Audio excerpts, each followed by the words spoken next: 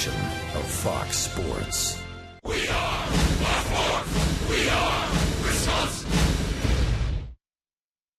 We've got 5 games to go before that break, and we better start playing good ball, or we're going to find ourselves, down going into the break. There's no reason for us to be down going into the break. We've played great ball most of the year so far, and we're back home where we've played real well, and I expect to have a good 5 games here.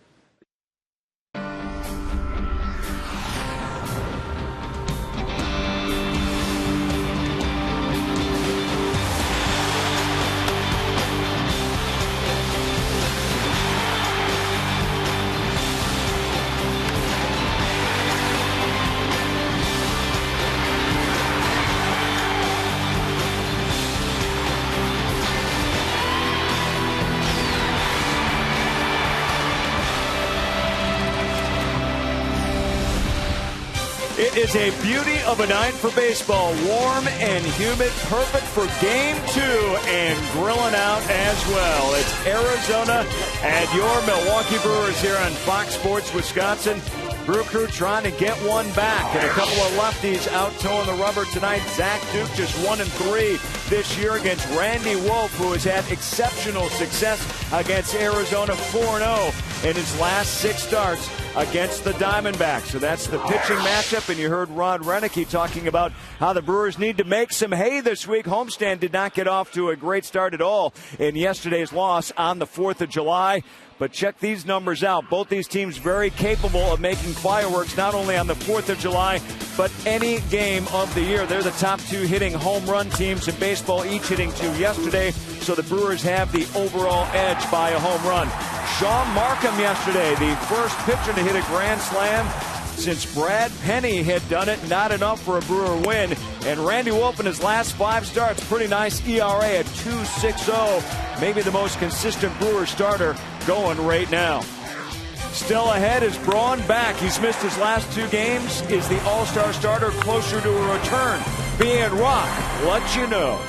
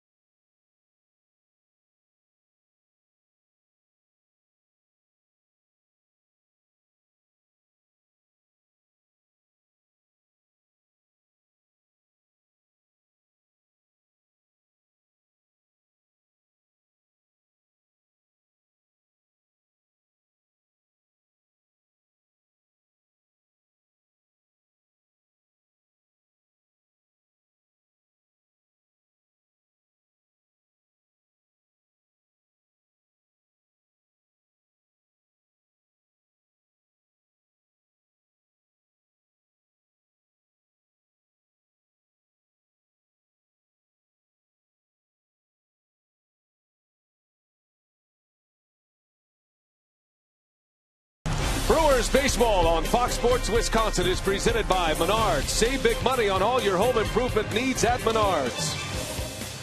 By Triple Hops Brewed Miller Lite. Taste greatness. By AT&T. And brought to you by Toyota, proud sponsor of the Milwaukee Brewers and the Toyota territory at Miller Park.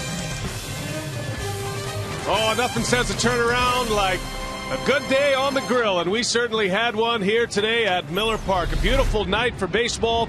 Earlier today, Casey McGee taking some extra batting practice. He has had a great career against the Arizona Diamondbacks. 2 hits yesterday. The Brewers are hoping McGee will catch fire as we approach the All-Star break. And hi, everybody. We welcome you from Miller Park. Brian Anderson along with Bill Schroeder. Great to have you with us tonight. This is game 2 of this 3-game series, and the Brewers trying to weather this storm right now. Not playing very good baseball. They're going to have to weather such storm without Ryan Braun, who's going to miss his 3rd consecutive start with a calf injury. Yeah, it happened on Saturday in Minnesota. He tried to drop down a bunt, and things just didn't work out well for him. But you can see as he's running down first base, he pulls up about halfway. He has not played since. He got taken out of that ball game. You see all the run production that you miss in that lineup, and so Ron Rennick is forced to go with his 57th different lineup here tonight. Corey Hart batting 3rd for the 4th time this year. He's been all over that batting order. Hopefully Corey's going to be able to pick up the slack 2 days in a row that he's going to be batting 3rd. And out in left field to pick up Brawny out there, it's going to be Josh Wilson, making his 4th start of the year and his 1st in center field in his career. We'll see how he does. Yeah, Josh Wilson has never played the outfield. He was spending a lot of time earlier today working at that position, and it is a very interesting lineup. The Brewers try to make do as they try to win for the first time in this series and even it up against the Arizona Diamondbacks. The 2 powerhouse teams in the National League go at it for round 2. It's the Brewers and the D-backs. The lineups of the first pitch coming up next.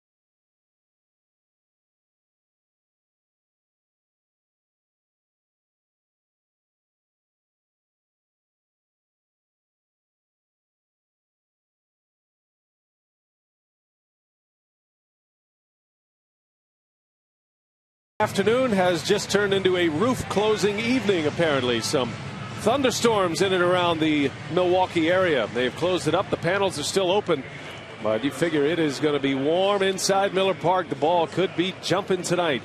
Kurt Gibson, 2nd-year manager of the Arizona Diamondbacks, gets the full-time job this year. His Piggly Wiggly batting order is Bloomquist, Johnson, and Upton at the top. You've got Chris Young, Miguel Montero, and Xavier Nady in the middle. Gerardo Parra, Ryan Roberts, and Zach Duke rounding it out. And that batting order will face Randy Wolf, who is 6-5, an ERA of 3.33. See Wolf already over 100 innings this year, having a terrific season. He has been the model of consistency for the Milwaukee Brewers all season long. Yeah, had a very good month of June, a 2-1 record at 318 earned run average in 6 starts. You know, his 6-5 record should be a lot better than that. It's been about run support for Randy Wolf. Randy, in his starts, he's been shut out 4 times. Now Wolf trying to get this Brewers club back on track. It has been a rough couple of weeks for Milwaukee. And a little bouncer from Bloomquist, backing up his Weeks, takes a tough hop, and he gets the speedy Willie Bloomquist for out number 1. Defensively tonight, interesting in left field. Josh Wilson, will be keeping our eyes on him, the former D-back. Gomez in center field with Kotze, or rather Hart in right. The infield is McGee, Betancourt, Weeks, and Fielder. And George Kataris does the catching tonight. So Josh Wilson making his first career start in the outfield. In for Ryan Braun. The Brewers still trying to put the pieces together without their all-star left fielder. Corey Hart bats third for Braun. And Wilson starting in the outfield. And Ron Renicky had a long explanation about why he didn't want to go with any of his left-handed hitting outfielders tonight against Zach Duke. Yeah, Zach Duke very good against left-handed batters. Duke, a 129 opponent batting average against lefties, but against right-handed batters, a 403 opponent batting average. So you got to load your lineup with right-handed hitters, and that's what he's done. Ball and a strike on Kelly Johnson. Betancourt under his glove and into left field. A base hit for Kelly Johnson. Unlikely Betancourt was going to throw him out anyway.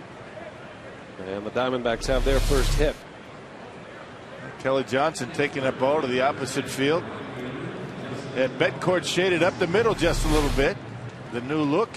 Betancourt out at short. Got the pant legs up around the knees. Got some new cleats going too. Looking sweet. Yeah, got a lot going on, huh?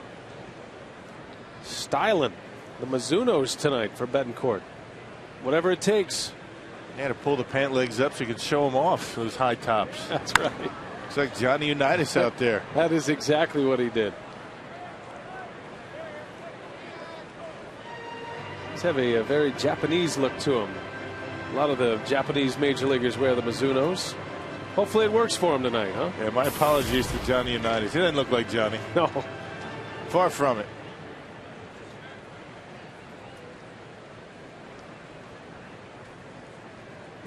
Well, Justin Upton for Arizona. Diamondbacks winning yesterday 8-6. Back-to-back games the Brewers have given up 6-1 leads. Arizona continuing their trend as a home run hitting ball club, just like the Brewers. 2 homers apiece yesterday for these two teams. Anthony Randazzo is the home plate umpire. Larry Vanover, Manny Gonzalez, and Brian Gorman on the bases.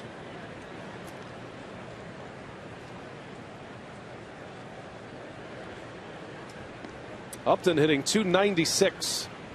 At this point, he is the lone all-star for the Diamondbacks. And a base hit to right. Kennedy will stop at second. Back-to-back hits for Arizona. Well, the left field position much in the news prior to the game today. We heard from Ron Renicky about his decision to use Wilson.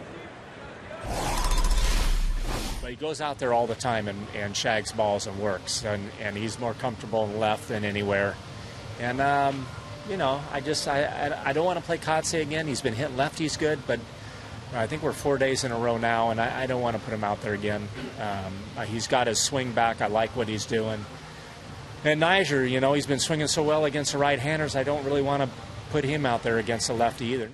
I mean, I like the honesty of Ron Renicky. So you get a guy that has never played the outfield, but he is a right-handed batter. Josh Wilson's a utility player. I'm sure he's going to handle it just fine. There's no replacing a guy like Ryan Braun, and you hope you're not going to have to do it very long. But 3 days is enough. We'll see how long it's going to be.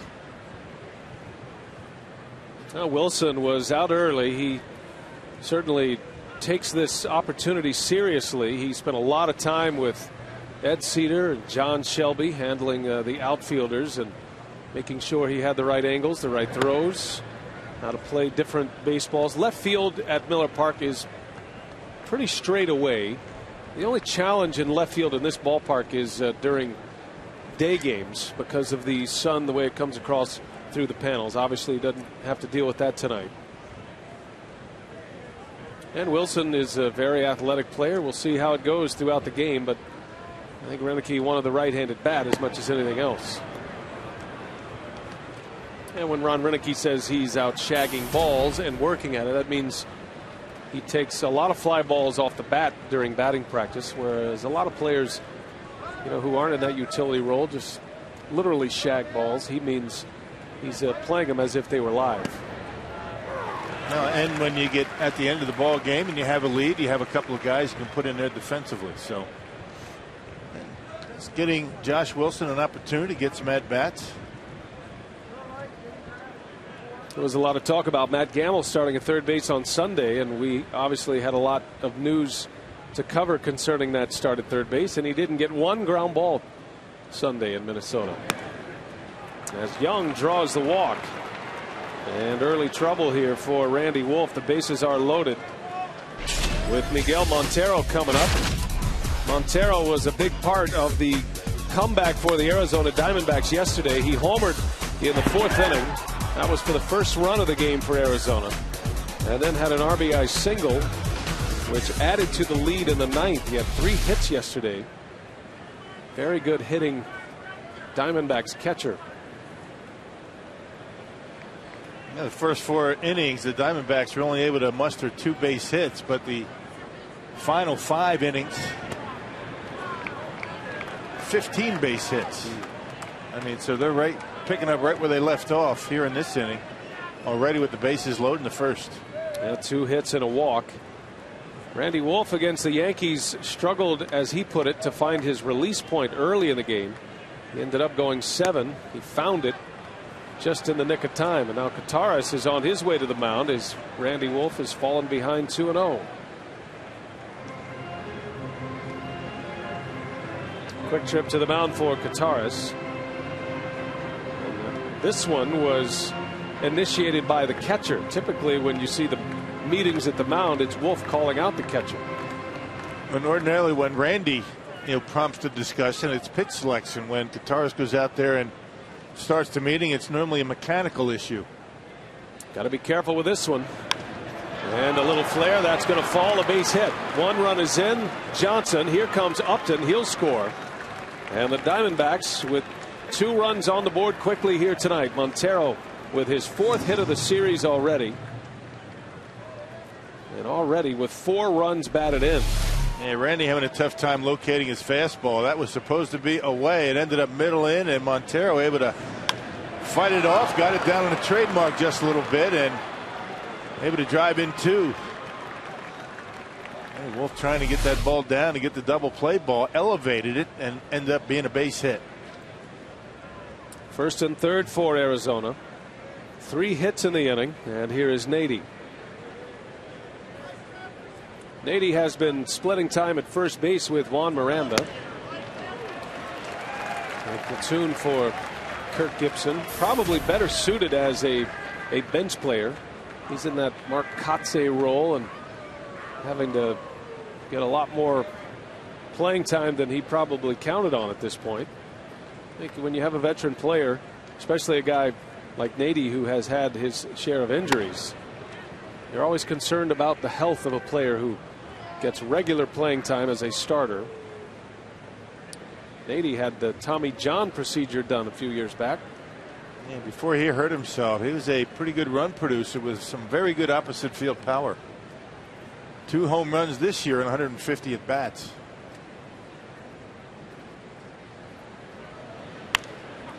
On the ground, Betancourt will take the out at first, and the run will score. So 3-0 Arizona. Nady drives in a run on a ground out, and Montero ends up at second base.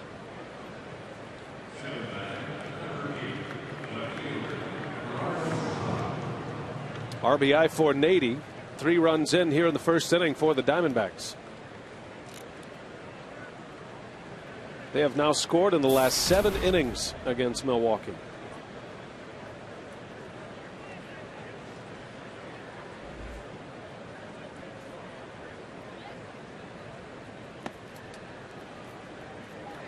Gerardo Parra for the D-backs.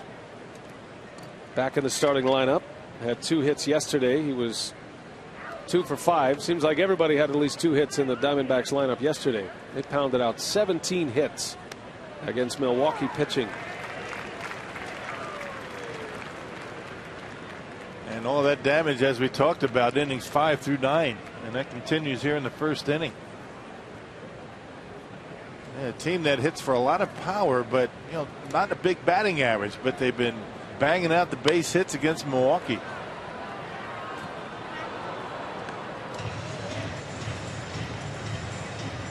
Kirk Gibson getting the managerial position after an interview process last year. He took over the ball club a season ago, and his first year as the full-time skipper of the Diamondbacks. Second year technically as the Diamondbacks manager. Yep, a no-nonsense guy that can be relatively intimidating when you go up there and talk to him. And perhaps that's the way that interview went. You better give me the job. He's a guy that doesn't mess around too much. His players know what's expected of him. And if you don't do the job, he'll get somebody else. Had one of the most famous home runs in postseason baseball history as a member of the Los Angeles Dodgers of 1988. And that famous call by Jack Buck. I can't believe what I just saw. Gibson came off the bench, hit a home run against Dennis Eckersley to give the Dodgers the win. And one-legged, basically. John Shelby was a part of that Dodger club in '88. Still wears his World Series ring proudly from that team.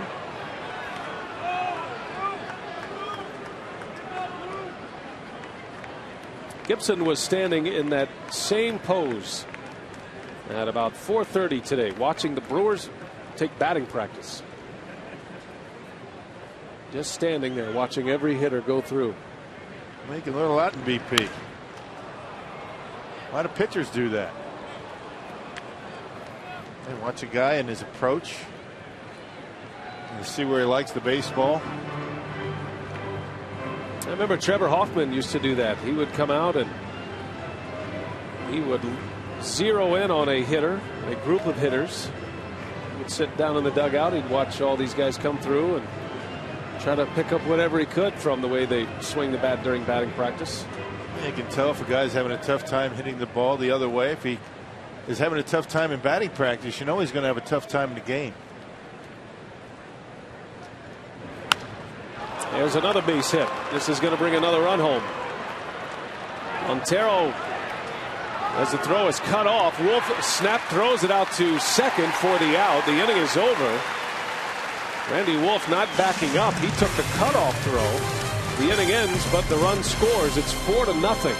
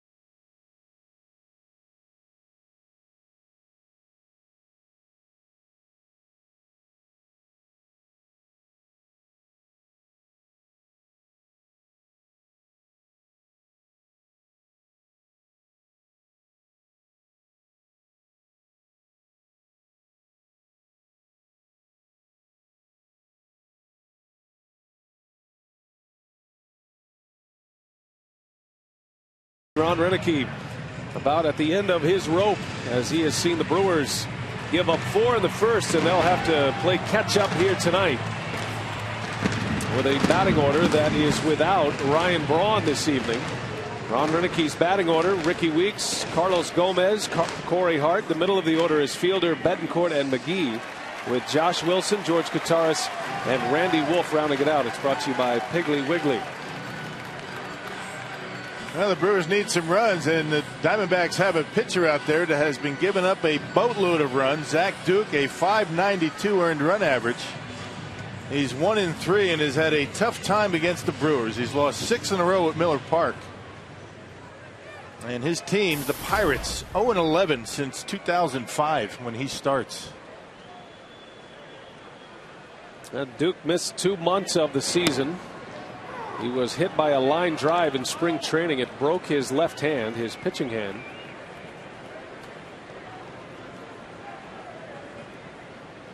Finally starting to get his feet under him as a starter. And the Brewers are hoping the lack of success, not only against the Brewers, but against the Brewers at Miller Park, will continue tonight. They're going to need it. Brewers are down 4 early. And Zach Duke started pretty well his major league career. He was actually an all-star in 09. But things have not gone very well for him the last couple of years. 2 balls and a strike on Ricky Weeks. And a big cut and a miss. Ricky coming in with 15 home runs, 34 driven in. He is second in the league in runs scored. Ricky with 60 runs. But he has gone through some trouble at the plate here lately. Did have a home run against the Twins. Had a long 0-for streak that ran into the 20s. He's trying to get his swing back together as well. He's hitting .277 to start play today. And maybe one of the reasons why the Brewers have had a difficult time being consistent in scoring runs. When Ricky doesn't get on, things are tough for that offense. Ricky doesn't get on and Braun out of the lineup. That doesn't spell a lot of offense for Milwaukee.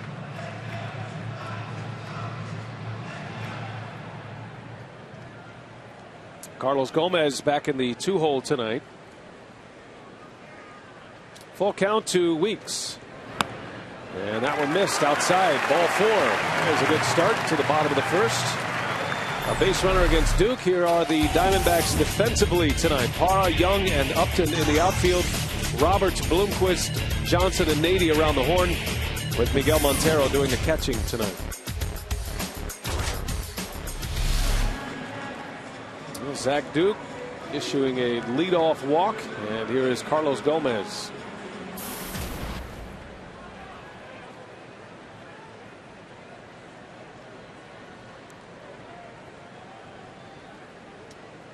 Gomez got an at-bat yesterday. He pinch hit.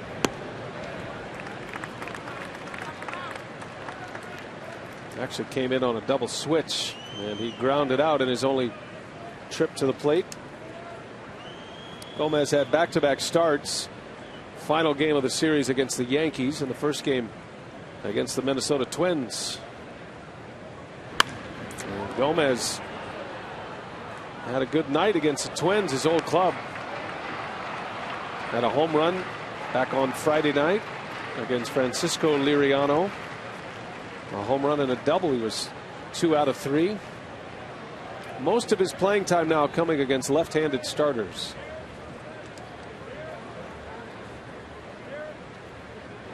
Drops a bunt down right side. Over is Nady. And he gets the tag on Gomez for the out. Yeah, he makes you work for it even when he bunts it right to the first baseman. Carlos Gomez hitting about .300 against lefties this year. Now Corey Hart will step in with a runner in scoring position. Yesterday he banged one off the scoreboard in center field. It was a monster home run from Corey Hart. At the time it gave the Brewers a 2-1 lead, and that started a 5-run 4th inning for Milwaukee. And the hanging slider for Corey went right back through the middle of it with it and hit it off the scoreboard. Need more of that tonight. He was 1 out of 5 yesterday. That home run for Hart, his 9th of the year. Fielder still the leader on the Powerball home run leaderboard, followed by Blond and Weeks. Well, a base hit. The Brewers will push one across in the first inning. Tapper over to short. Bloomquist will go to first in time for out number 2.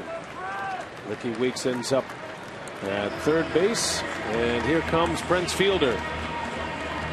He was in the spotlight today. Fielder, the captain of the home run derby, and today the deadline to announce his teammates for the home run derby on the National League side.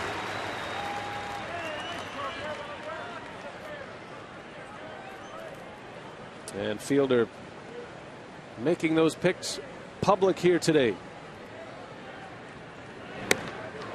And let's hear from Prince on his selections for home run derby. Matt Kemp, Matt Holliday, and Ricky Weeks.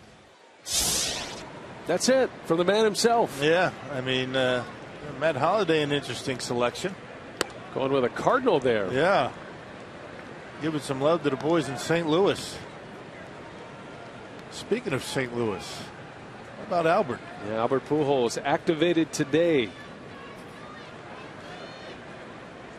That is about as fast as you can recover from a broken bone.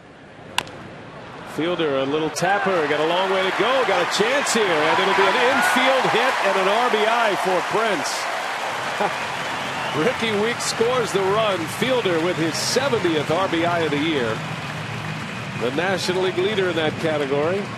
That'll be one he'll remember, tell all his teammates about. Not his most impressive RBI or his hardest hit RBI, but a little chopper. You could see how far Kelly Johnson had to come. He was playing out in short right field. That's why Prince was able to beat that out. Once it got over Duke's head, no chance for Kelly Johnson. RBI Prince Fielder. So the Brewers on the board here in the first, and here is Betancourt, who has quickly dropped the pant legs down to the shoe tops. That didn't last long. After a 4-run top of the first inning, I guess he figured that wasn't working so well. So you got a walk, a sac bunt, a ground out, and an infield hit. And the Brewers with a run on the board. Well, Zach Duke, very much like Randy Wolf, about command on the outside corner. Wolfie did not have very good command in the first inning, and either has Zach Duke. That pitch right there, another pitch off the corner. Got to be patient with this guy. He will walk you. If he doesn't walk you, he'll get behind and have to throw one down the middle, and he's been doing a lot of that. Betancourt in his second day in the 5-hole. And he pulls one over to Bloomquist. The out at second base. Inning over, but the Brewers score. They answer a 4-run Diamondbacks first with one of their own. Fielder, number 70 of the year.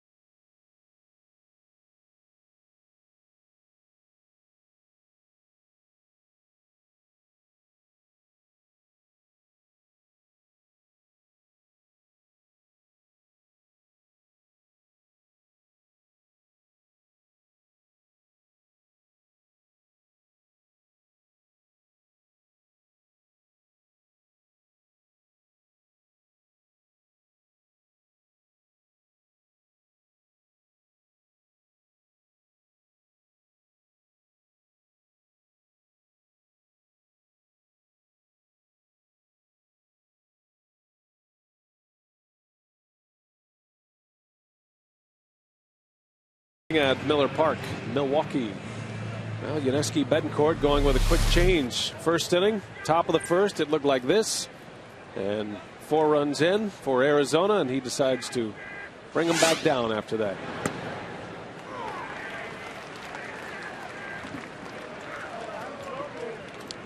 Well, the Brewers are searching. They are looking for a way out of their recent struggles. Betancourt plays the hop, and Roberts retired. Ryan Roberts on a 6-3 ground out. 1 gone here in the second inning, and let's hope Randy Wolf can bounce back from a difficult first inning. Yeah, players are superstitious. You know, sometimes they'll cut their hair and pull the pant legs up a little bit, maybe shave a beard like Sean Markham did. And Sean Markham, a clean-shaven young man now, but that's not going to snap you out of it. Markham yesterday went 6 innings. He left with the lead, but was not pleased with the way he commanded the strike zone. Said he struggled a little bit throwing it where he wanted to, which is his hallmark. And the Diamondbacks were able to climb their way back in. But it was a big day for Markham in that he hit a grand slam, his first career homer, as the pitcher Zach Duke singles to the opposite field. Hey, this Friday, fans 21 and older can sample craft beer from Leinenkugel's with the purchase of a $36 club outfield ticket in select sections. Call 414-902-4641 or visit brewers.com/brews. Roof is closed. The panels are open. Some thunderstorms around the area. Got the new roof hotline is available. Did you hear about that? You can call an 800 number and you can find out whether the roof is going to be open or closed, because that is a common request. Folks want to know how to dress. So the roof hotline is available. 1-800-774-8587. Nice. What's that again? Let me write that down. 800-774-8587. Nice. So if you were to call the roof hotline right now, it would tell you that the roof is closed. What did it say when people were planning on what to wear? Oh no, it doesn't make suggestions on what to wear. It only gives you the elements. I know, but they're thinking about it at 4 o'clock. What if you call it 4? That's a good point. Back is Gomez, and he'll run it down for the out, number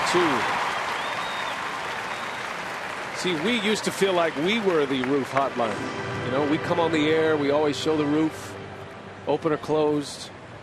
I don't think it matters, because it's even hotter, you know, in conditions like this with the roof closed. You know, when it's hot and muggy, you close her up. Now, maybe this time of year it doesn't matter. Right. Maybe we're talking April, May, you know, inclement weather. Right. If you need the big coat or just the light jacket.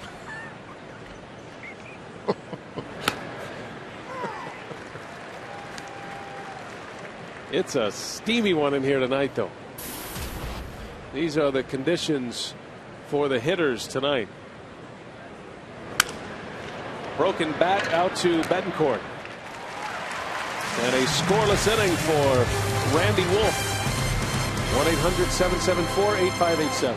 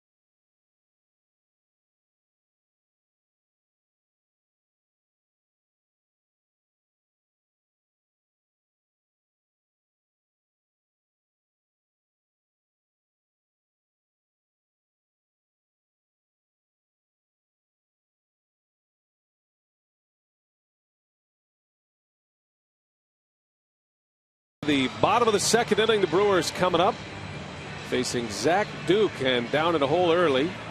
Had a chance to visit with Dale Swaim, the Brewers hitting coach, earlier today about this left-handed pitcher, Zach Duke.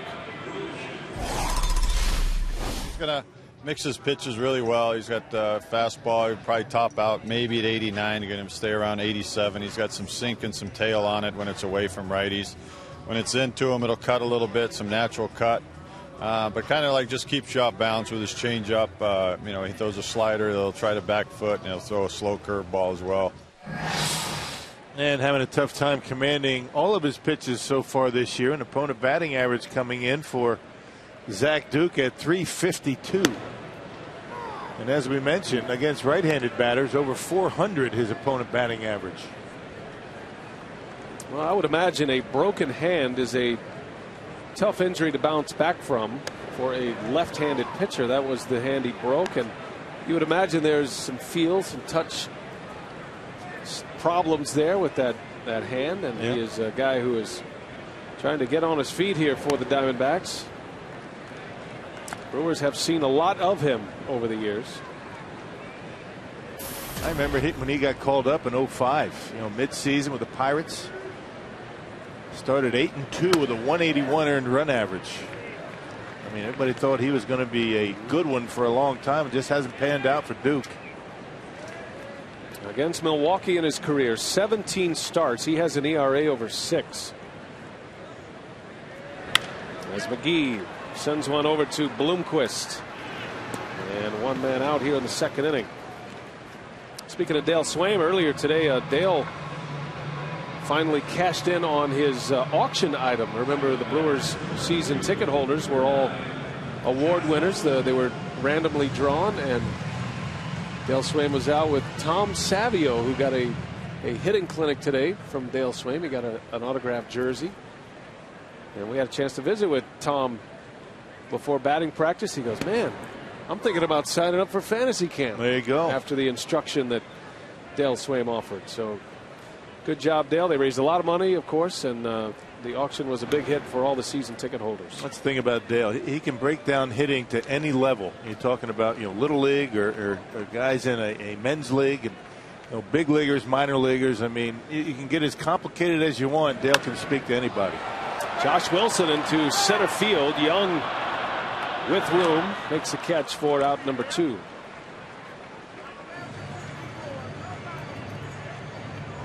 Now baseball's biggest stars will gather together in the Arizona desert.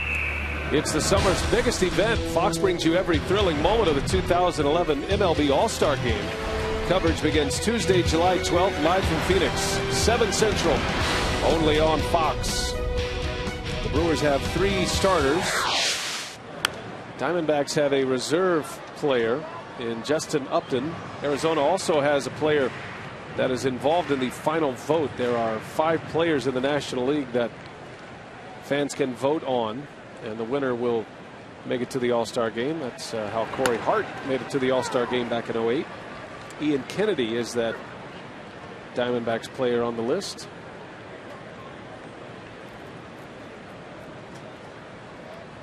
So you'll get to see Fielder, Braun, and Weeks at the All-Star game. Fielder and Weeks will be in the Home Run Derby. That had to be a thrill for Prince to be able to choose his longtime friend, Ricky Weeks. Yeah. I'm anxious to see Ricky in that home run contest. He can hit him a long way in BP.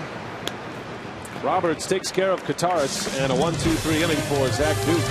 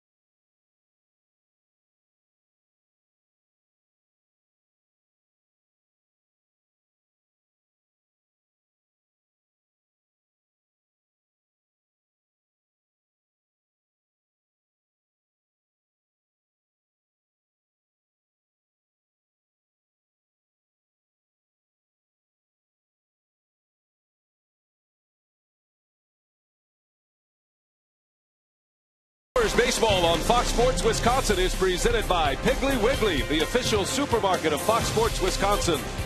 By Ho Chunk Gaming Wisconsin, your ticket to more. And by Subway. Try our $5 featured footlong of the month. Subway, where winners eat. It's a 4-1 Arizona lead in the top of the third. I'm pleased to be joined by the Brewers Chief Operating Officer, Rick Schlesinger, and we have a big homestand, rest of the homestand for the Brewers, starting off Friday when the Brewers take on the Reds. First 30,000 fans, they'll get a special gift. Right, a Ryan Braun rally towel. Let's get people excited, and big series with the Reds. They've had our number this year, but 4 games starting with Thursday. Good tickets available for Thursday and Friday. The weekend's going to be very busy here, and hopefully sellouts and a lot of fans rooting for Brewers wins. Very busy Saturday for the Brewers as well, starting off with a block party and then a special night here at the ballpark. Right, Tippecanoe Park is where our second block party of the year will be, and it's always well attended. We'll have several thousand fans looking for Brewers and coaches and players getting autographs. And Negro League's tribute game is Saturday night against the Reds. We're going to wear our throwback uniforms to honor the 1923 Milwaukee Bears Negro Leagues team. So it's a great night to honor some of the great players that never got to play in the major leagues because of the color barrier. Well, it should be a big weekend for the Brewers. Rick, thanks for your time. Thanks, Telly. All right, B.A., let's swing it back up to you. All right, Telly, thank you. As Justin Upton delivers his 14th home run of the year, and a no-doubter into left center field, up into the Loge level. And it is 5-1 Arizona.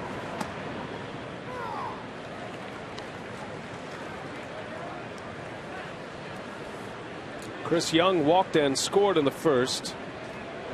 Facing Randy Wolf. That one's lifted in the air to left. Over is Gomez, who calls off Wilson. And there is out number 1. Take you back to the Justin Upton home run. Hey, you don't want to miss here with Justin Upton. Middle in, fastball straight as a string. And look at the balance and the finish for Upton as that ball goes up into the second deck. Over the Club Goodwill section out there. Wow. You got to go all the way back to May 11th, the last time Randy Wolf gave up 5 earned runs. He has pitched very well. Having a tough time here tonight. Yeah, you can see it in his face. Just doesn't have the command of that fastball. I mean, that's been the big pitch for him lately. Say all you want about the curveball and the cutter, but his command of the four-seamer, they're just not there tonight. 2-0 on Montero. Off the end of the bat, out to center field. Gomez is there. 2 outs. Well, the Brewers just have to weather the storm here. This feels a lot like the slump they were on earlier this season. Came out of it, put together a hot streak, and that's what you're hoping for. The one thing about the National League this year, other than the Philadelphia Phillies, it is going to be a very competitive pennant race. The Phillies are by far and away the best record in the National League. Phillies have the best record in all of baseball, as a matter of fact. They are 54-32. The Atlanta Braves, who are in second place in the East, 4 games back. They're 14 games over 500 and 4 back in the division. Nady, a little flare that will fall, a base hit. Well, I guess you could say it's a good year to be mediocre in the National League Central Division. When you look at the last 10 for every team in the division, the only team over 500, the Pittsburgh Pirates at 6-4. Everybody else about treading water around 500, except for the Houston Astros, who are 1-9 in the last 10. And you just hang around. You just keep your head above water. You don't get into too big of a losing streak, and you see what happens in the month of September.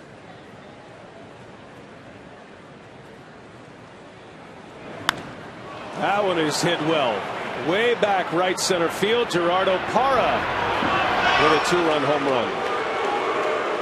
And it is getting messier by the moment here at Miller Park.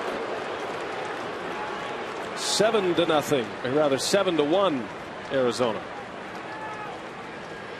2-run home run. Gerardo Parra, his second hit, now 3 RBIs in the game. Yeah, left-handed batters for the Diamondbacks having a pretty good time of it. That's 4 hits now, including a home run for the 3 left-handed hitters. And another problem with the fastball right down the middle, and Parr did not miss it. Over to Betancourt, and the side is retired. Well, the Brewers are in a big hole early. 7-1 Arizona.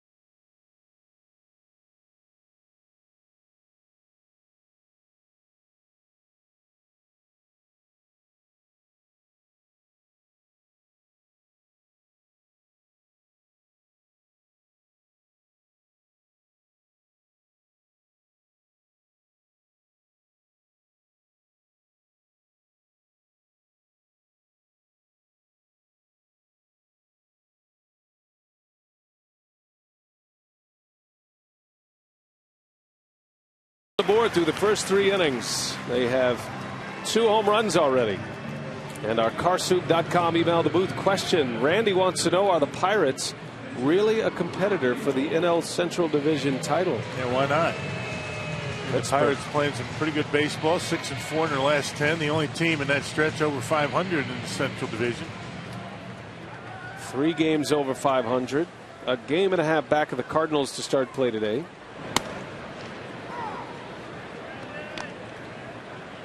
Over the years, the Pirates have had a miserable home record.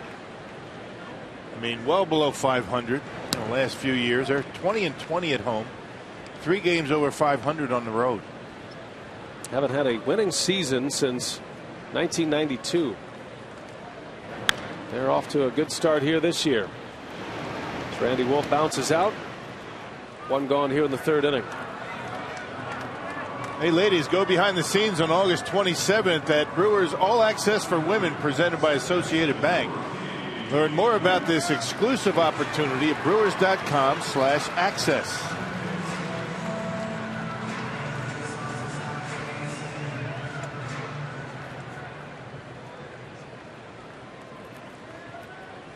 Back to the top of the order, Ricky Weeks. He walked and scored in the 1st inning. The Brewers have just 1 hit, an infield hit that produced an RBI for Fielder.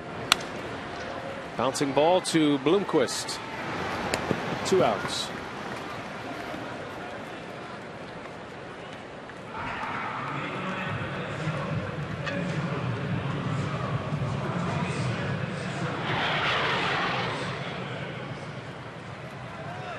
Well, the Cardinals have a 5-1 lead over the Cincinnati Reds tonight. That game is in the 6th inning. Albert Pujols not in the starting lineup. He was activated off the disabled list, but not in the lineup tonight. Jaime Garcia pitching for St. Louis, pitching well. Cardinals won last night 1-0 over Cincinnati.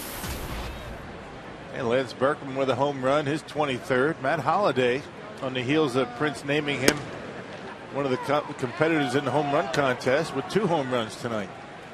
Maybe Prince had a premonition. That surprised me that Fielder would go with a Cardinal in Matt Holliday.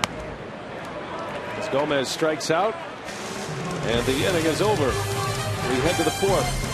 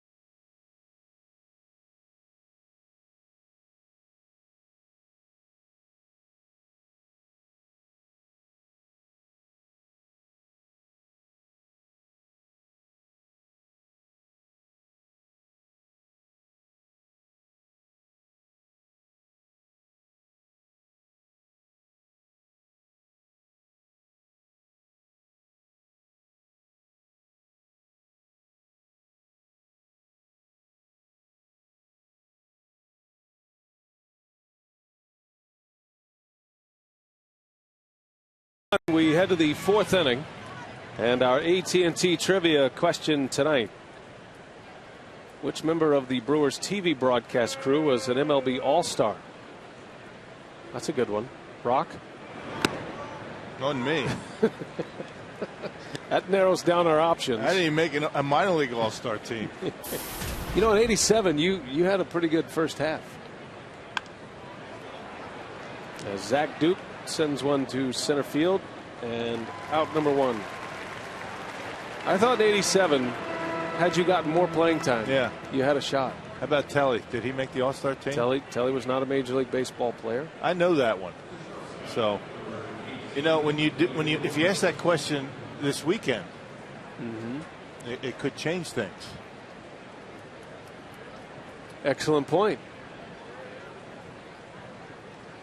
Yes, it is. That is because Jeff Cirillo is joining the broadcast team. And he was an All-Star. You're always thinking. We all know who it is, though. Why don't you just say it? No. We'll wait till the answer comes up. I mean, you got some options there. Still got some big leaguers on the docket.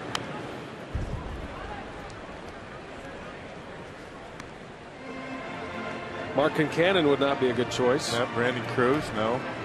B. Cruz, Craig Kashawn, not a good choice. So we've eliminated those three.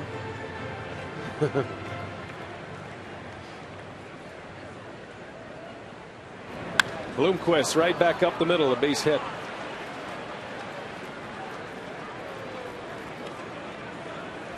So a 1-out single for Willie Bloomquist.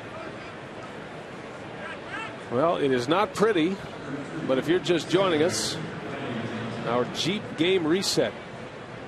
The Diamondbacks with 4 in the first. RBIs from Montero, Nady, and Parra.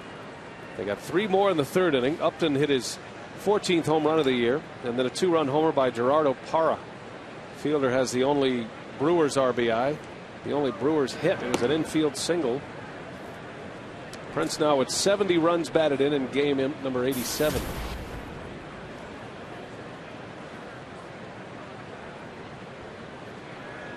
Arizona with 9 hits already. 1 out in the 4th inning. They belted out 17 yesterday.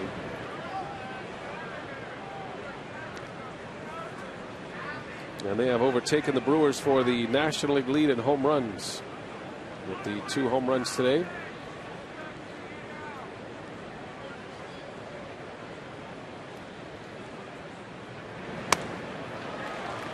The Brewers are still with what is now thought of as a short bullpen with only 6 relievers. Used to be common practice you'd carry 11 pitchers. not too long ago. It used to be common practice you'd carry 9 or 10 pitchers. Yeah, it was 10 pitchers back in my days. Runner goes, and Qatar's throw to second is late. So Bloomquist steals second base. Yeah, went on first move. Randy with a pretty good move to first base, but I guess not figuring that the Diamondbacks are going to run with a big lead. But it's still early. Nothing wrong with stealing bases down by or ahead by 6. And just not in time. Good throw by Taurus. 9 stolen base for Bloomquist. Former Mariner.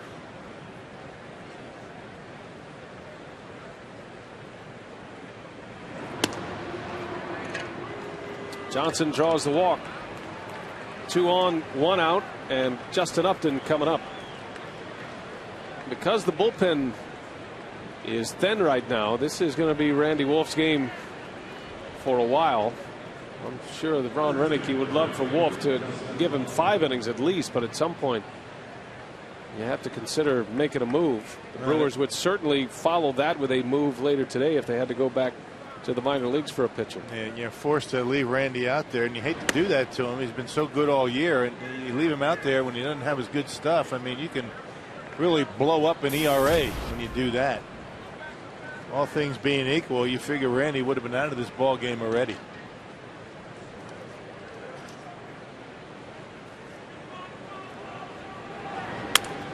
Broken bat, and McGee gloves it, throws to second for the out. Good play, Casey McGee.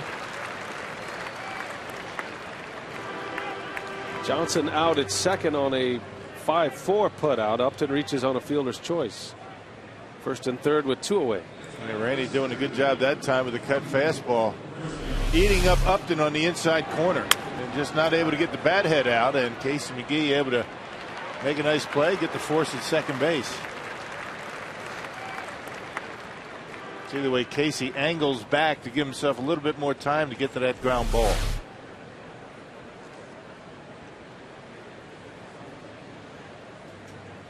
Two gone for Chris Young. Young had the big hit yesterday. He drove in what would become the game-winning RBI. Jumped on John Axford early. Young said after the game he had been doing his homework on Axford and knew that Axford tries to get ahead early with a fastball, and he got one down in the zone and ripped it to left.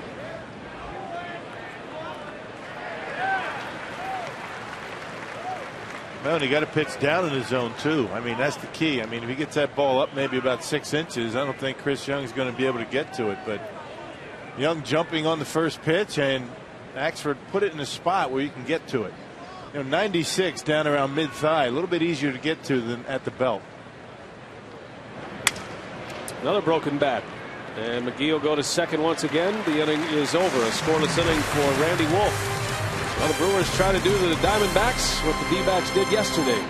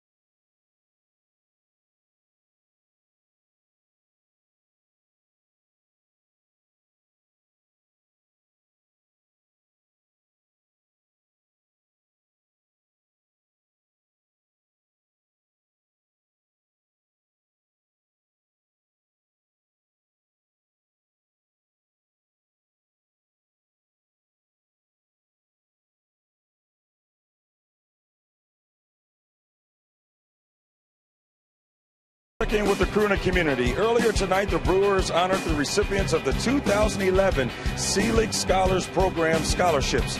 These students are 2011 high school graduates who will be attending school here in Wisconsin. Each student received a $2,500 annually renewable scholarship for a total of $10,000 over 4 years. B.A.? All right, Telly, thanks. Great to see him out earlier today. Ryan Braun, Nigel Morgan, Carlos Gomez, and we tip our hat to Cecilia Gore. It's a great program, and congratulations to the winners, the recipients of these scholarships. Corey Hart leads off. The Brewers are down 7-1.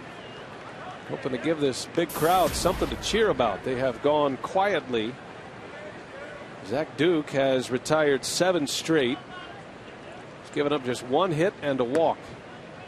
That was an infield hit to Fielder in the first. Well, why not again tonight? 3 consecutive games that the Brewers have been in. There has been a big comeback. This time it's going to have to be Milwaukee. It was Milwaukee on Saturday. Twins did it to them on Sunday, and the Diamondbacks yesterday. Well, the Brewers were down 7-0 Saturday night in Minneapolis. Came all the way back to win 8-7. Thrilling game on Saturday, and then gave up 2 6-1 leads over the last 2 games. It happens.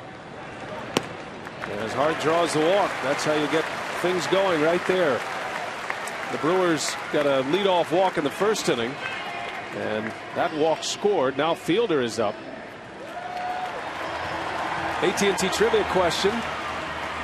Which member of the Brewers TV broadcast crew was an MLB All-Star? Dave Nelson, 1973, with the Texas Rangers.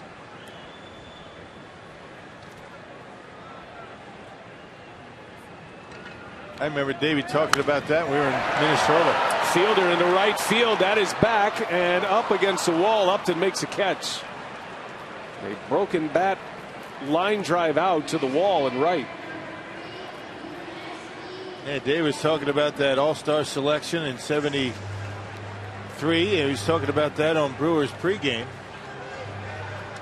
Quite an honor for Davey. Enjoyed every minute of it.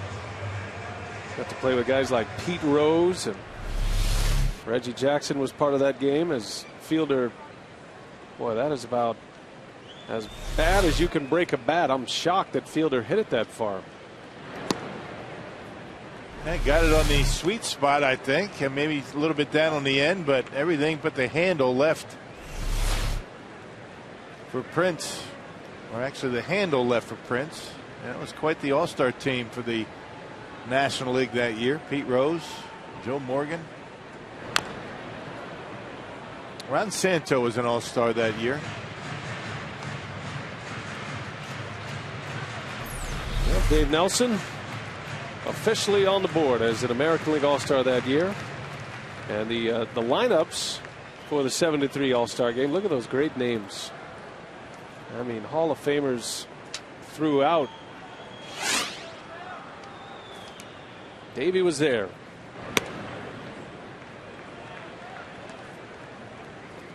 That game was won by the National League, by the way, 7-1.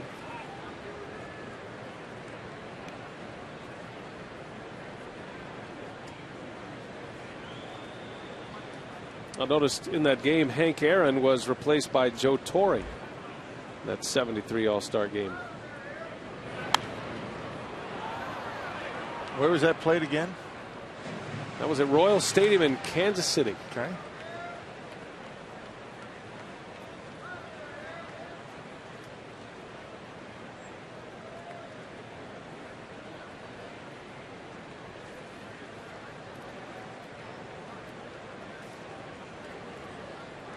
Betancourt with 1 away. And that one is popped up. Ryan Roberts wants it. Out number 2.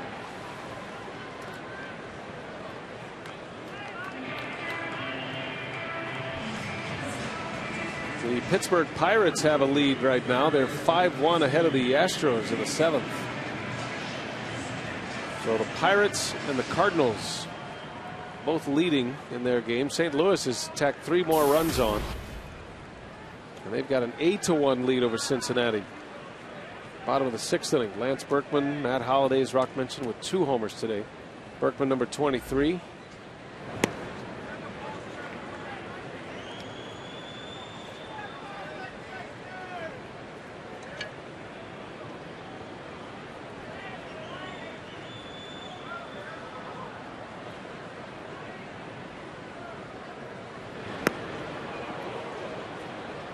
Yeah, good changeup that time by Duke. He's starting to throw his pitches a little bit better than he was in the first inning. Got Betancourt on a curved ball that was a good pitch. There's a changeup that time, and Casey way out in front. Ball and a strike on McGee. 2-1. Now, we told you about the National League Home Run Derby participants with fielder Ricky Weeks, Matt Kemp, and Matt Holliday. David Ortiz was the captain in the American League, and he chose Adrian Gonzalez, his teammate Jose Bautista, and Robinson Cano. So you're going to get to see 2 of the most prolific home run hitting second basemen in all of baseball, and Weeks and Cano going toe to toe in the home run derby. How about Bautista with 27 home runs right now? He's something else, isn't he? Coming off a 50 home run season. McGee over to third. Roberts makes the play, and the inning is over. The Brewers go quietly in the 4th. Zach Duke pitching well at 7-1.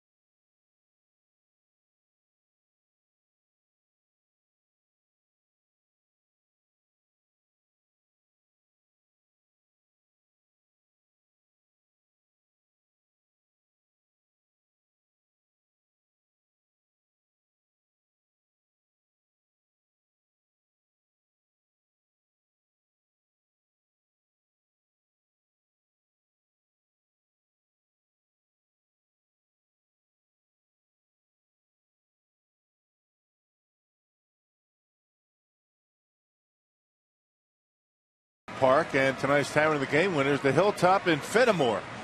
If the Tavern Contact calls the Brewers in the next 24 hours, they get 40 Miller Lite beer pen tickets to a Brewers home game. This offer courtesy of the Tavern League of Wisconsin and Miller Lite. 7-1 Arizona. We go to the 5th inning at Miller Park. Miguel Montero leads off for the Diamondbacks. He drove in 2 runs in the first inning. Had a single in that first inning. Montero off to a great start in this series. 3 hits yesterday, drove in a pair. Now 4 RBIs. When Montero came up through the Diamondbacks minor league system, it was between he and Chris Snyder. Both were very talented catchers. A lot like what the Yankees are dealing with now.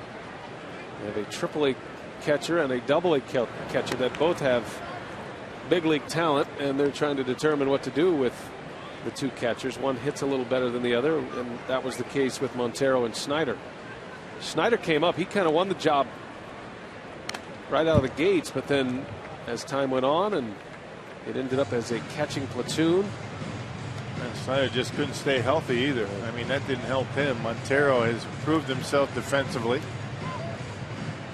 Snyder is now with the Pittsburgh Pirates and released by the Pittsburgh Pirates after a back injury and just a long troubled history on the disabled list as Montero strikes out. FoxSportsWisconsin.com's Benjamin Wargel writes about how this month new Badgers quarterback Russell Wilson will be tutored by Scott Tolzien and current Wisconsin quarterbacks. Log on to FoxSportsWisconsin.com and read the story.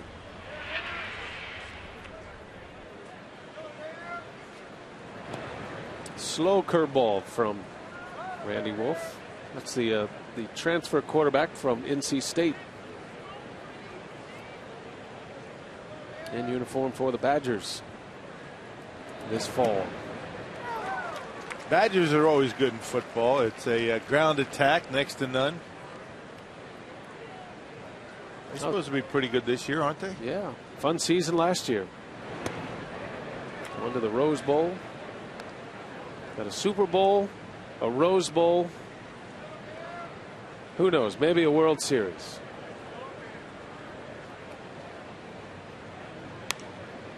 Nady pops it up. Long run for Gomez. And he'll give way to Betancourt. Out number 2. Yeah, Randy Wolf doing a nice job battling out there. It's got to be tough for him down by 6, but trying to work on his pitches. Just threw a pretty good off-speed pitch. Had Nady out in front. Got him to pop up. Now that strikeout to Montero, his first tonight. 2 big innings against Wolf. A 4-run first, a 3-run third.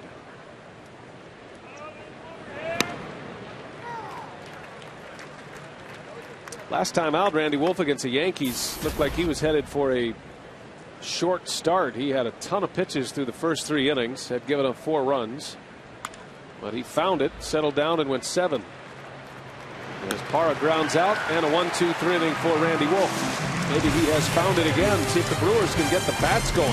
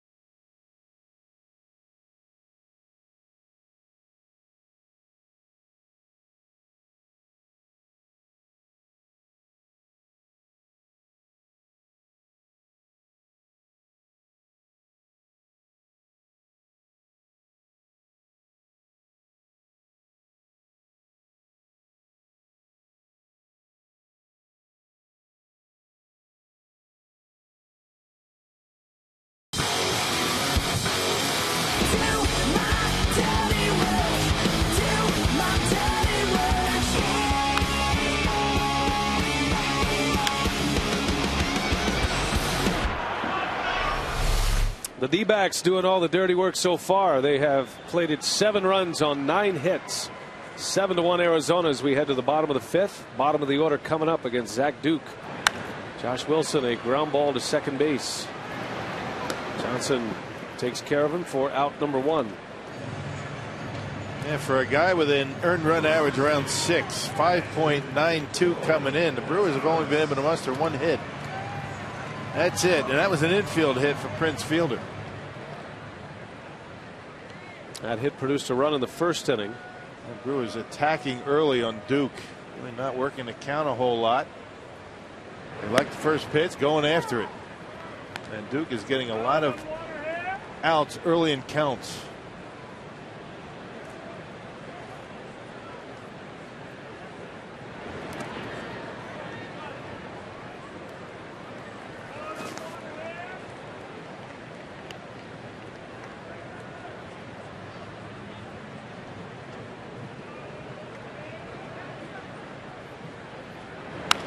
Kotaris, a bouncer over to first. Nady flips to Duke, out number 2.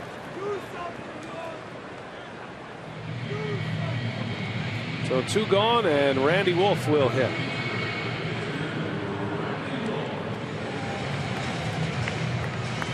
Well, the Brewers have a long streak alive that they'd like to keep going. It's going to be tough tonight. But through 41 home games, the Brewers have yet to lose consecutive games at Miller Park this season.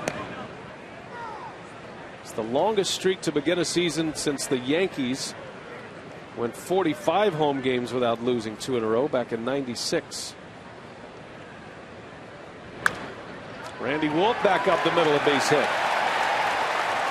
So the Brewer pitcher comes up with a single. And that'll give Ricky Weeks a swat at Zach Duke, looking for a quick strike here in the 5th. And that's what's so amazing about that loss yesterday by Milwaukee. A 6-1 lead. Those things just don't seem to happen to the Brewers here at Miller Park. On the road, that's going to happen, but they have been so good and they have been able to win in many different ways. Come from behind, big wins, and just surprising that that happened to them at Miller Park. Well, here is Weeks with 2 gone and a runner on.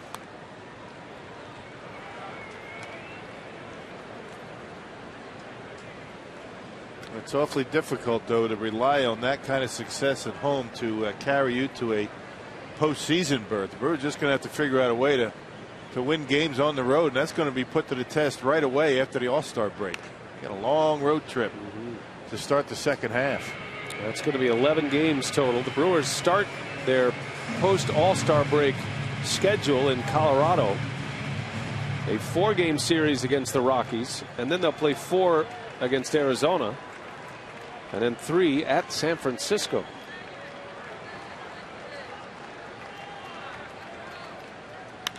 Ricky Weeks lines one to left field. And it is caught by Parra. He got turned around, but he makes the catch. And the inning is over. Another scoreless inning for Zach Duke.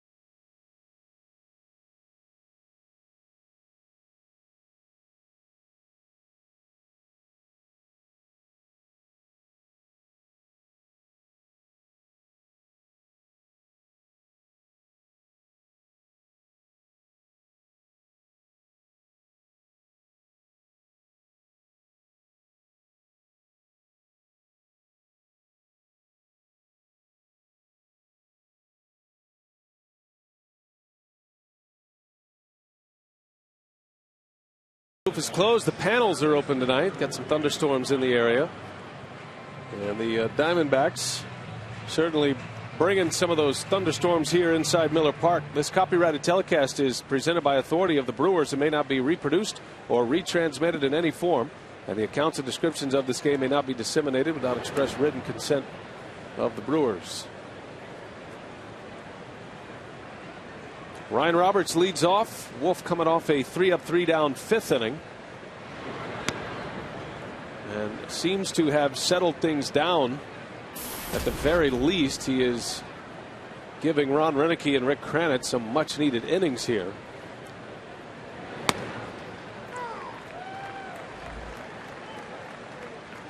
Ryan Roberts is 0 for 2 on a night when the Diamondbacks have 7 runs and 9 hits already. There's a line drive that is going to fall fair. That's going to go to the wall. Josh Wilson with his first chance. And Roberts is in with a double to lead off the 6th.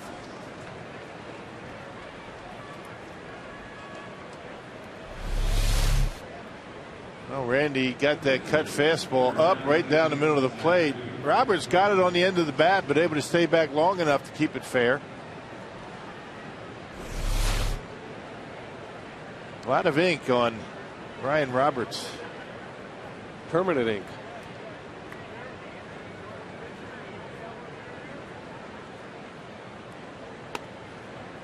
Zach Duke taking a ball from Wolf.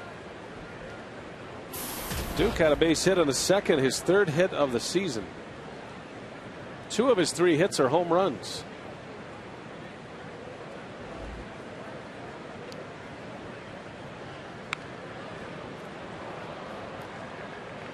I saw where the Florida Marlins acquired Mike Cameron. The Red Sox had designated Cameron for assignment, and they worked out a deal for cash considerations. The Marlins actually paid Boston for Mike Cameron. So that's a good note for the former Brewer. He'll get a chance to continue his big league career in Miami. I figure Cameron going to get a little bit more playing time with the Marlins than he did with the Red Sox. Cam didn't get much playing time there in Boston. He enjoyed seeing his Brewers teammates when the Brewers were playing the Red Sox. Always an upbeat guy, isn't he? Yeah, always. Great teammate. 1-2 pitch. Duke fouls it back. The Brewers won't see the Marlins again until the second to last series of the year. September 23rd through the 25th. If you're wondering when you can see Mike Cameron again.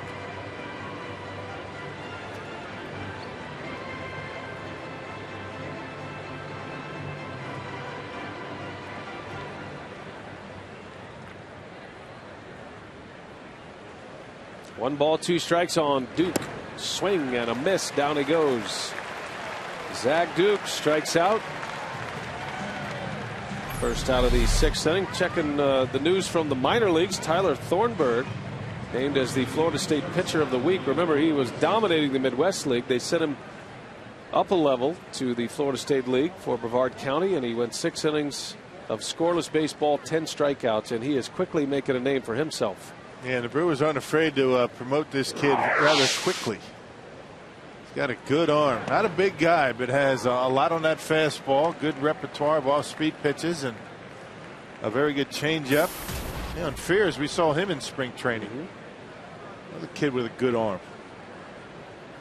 So congratulations to those two. Well-deserved honors. Don Money's club down in Nashville trying to fight their way back. They got off to a rough start, but they're just 8 under 500 now. They're in 4th place. In AAA, you play the entire season, just like in the major leagues, to get to the postseason. AA on down, they're usually half seasons. Runner goes. Qatar is thrown to 3rd. Not in time. Nice play by McGee to save the run. Second steal for the Diamondbacks. Runner at third with one out for Bloomquist. You can imagine Randy Wolf not worried too much about that base runner. Ricky Weeks doing a good job of holding him close. Not a very good throw by George down to third base. Second steal for the Diamondbacks. Bloomquist had one back in the fourth.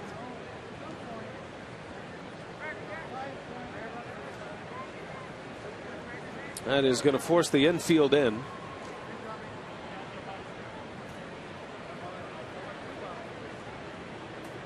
I was looking at the stats in the minor league system. Tyler Thornburg has 9 wins already.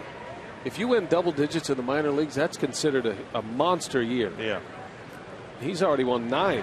Well, one of the reasons why it's tough to win double digits, that they're very strict on pitch counts down there. A lot of times you can't stick around long enough to get a win, but he's been that dominant.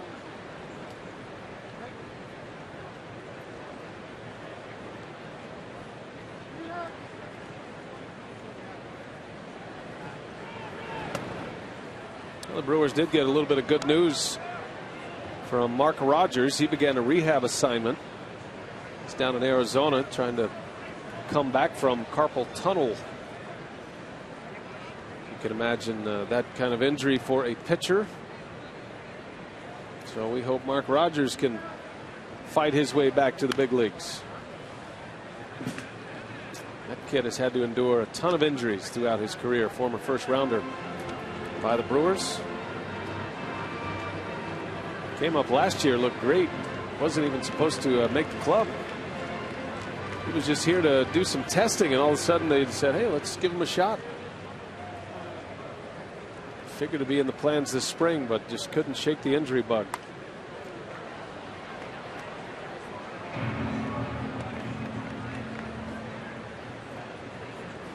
Turns out the Brewers really didn't need much help in that starting rotation. Rogers was the guy that was earmarked to be that number 5 guy for Zach Greinke. After a couple of starts by Estrada did well. Greinke came back. Mark Rogers ended up on the disabled list.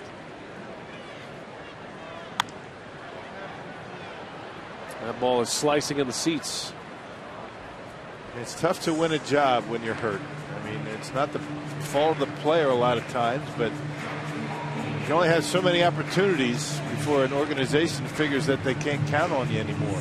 It's kind of what happened to Lance Nix here in Milwaukee. Right. There were opportunities for Nix, but it was about the same time when he was going through a ton of injuries with his back and some leg injuries. Brewers let him go, and he's turning into an everyday player with the Washington Nationals at this point, and a good big league player. Had a good run with the Cincinnati Reds. Yeah, he was part of that playoff team last year.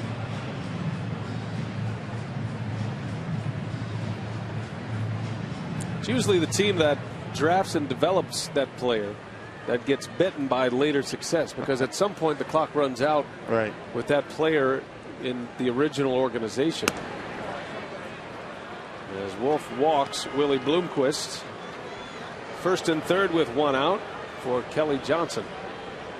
Hey, on Sunday against the Reds, all fans in attendance will receive a collectible Famous Racing sausage bobble, the hot dog, courtesy of Clement Sausage. Call 414-902-4000 or visit Brewers.com for tickets. And the crush is on. Every last morsel.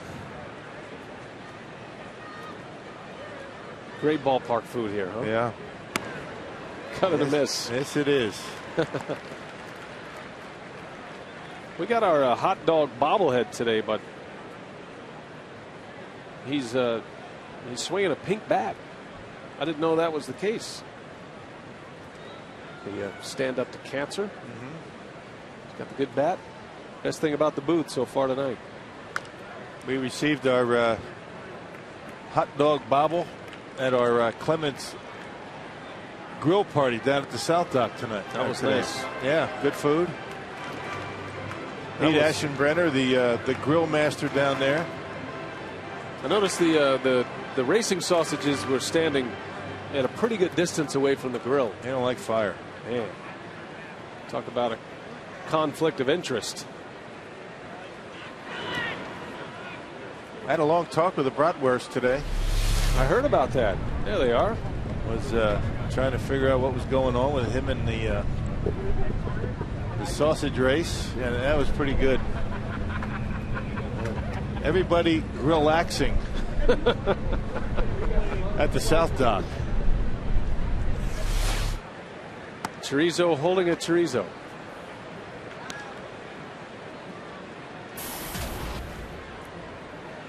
Feeding the crew, thanks to Clements earlier today. Now, we usually do this for the Diamondbacks broadcasters, Darren Sutton and Mark Grace, because they enjoy it so much. Mitch Riggin, their fine director. And only Mitch Riggin showed up today as Wolf strikes out Kelly Johnson. Yeah, a bit disappointing that Darren Sutton, Mark Grace don't feel as though it's in them to show up and to find grill and get some bratwurst, and especially Italians. when they called the party in the first place. Yeah, they're the ones who basically sent the invitations out. They said they forgot. That's not true. Look at Gracie, he's probably had 3 or 4 brats. Yeah, back in the press room. Yep. So we do that for these guys, and then they didn't show up today. Don't bother. That puts the relaxing in jeopardy for the Diamondbacks from this point forward. Who should we look forward to next? Maybe the Giants guys. They seem very respectful toward right. The racing in other words, you're sausages. saying they're out. The Diamondback. We don't do it for them anymore. How many chances do you give them? That's it. It's the first time they haven't shown up, though. I know it.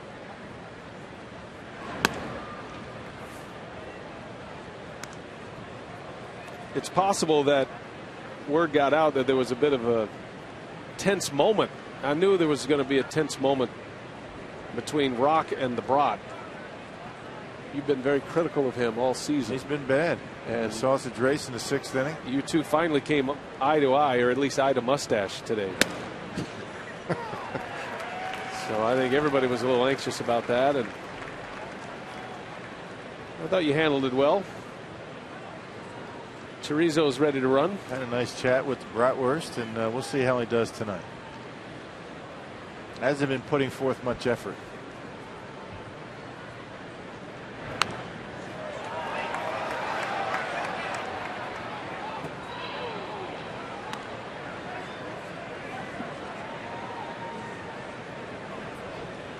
Well, just like the Brewers, the Brat needed a pep talk, and he got one.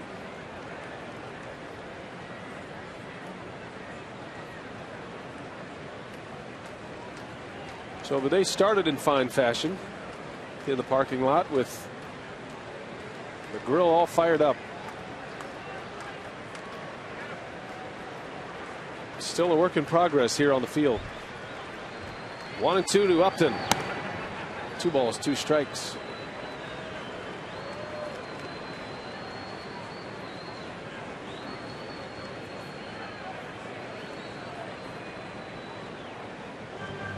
It has been a battle for Randy Wolf from the jump here tonight. He figures it's going to be his last inning. He just threw pitch number 103. Done a nice job. Bow in his neck, eating up some innings for Ron Renicky here tonight. One day leads to the next, and that can be very important for a bullpen.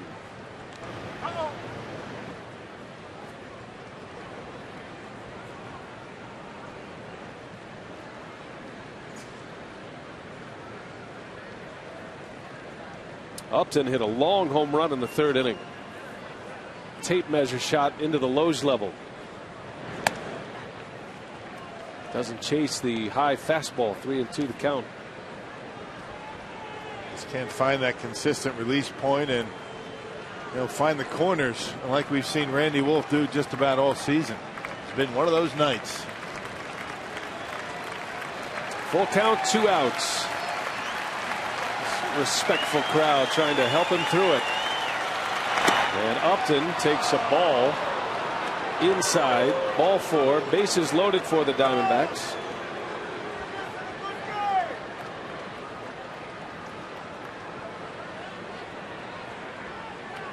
Rick Kranitz on his way to the mound.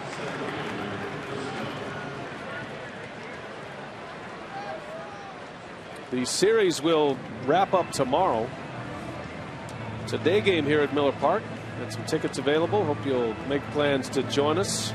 No television tomorrow, but Yovani Gallardo is on the mound. It's Josh Colmenter. He's put up good numbers this year. His record is only 4-5, but Colmenter a 3.17 ERA. And then the Reds come to town Thursday. Brewers will have Narveson, Greinke, Markham, and Wolf against the Cincinnati Reds. Final 4 games before the All-Star break.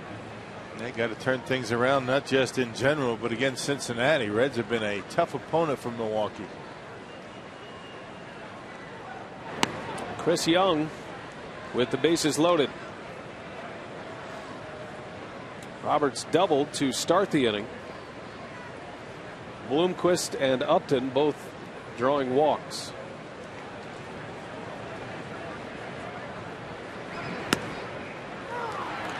A changeup from Wolf. They're trying anything but the fastball to get ahead early in the count. That was a good pitch.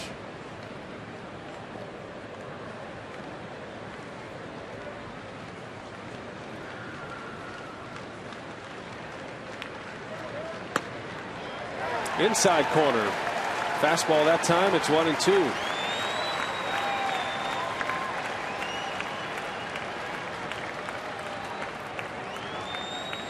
In that Brewers comeback against Minnesota when they were down 7-0, they had a key home run by Nigel Morgan in the 6th inning of that game.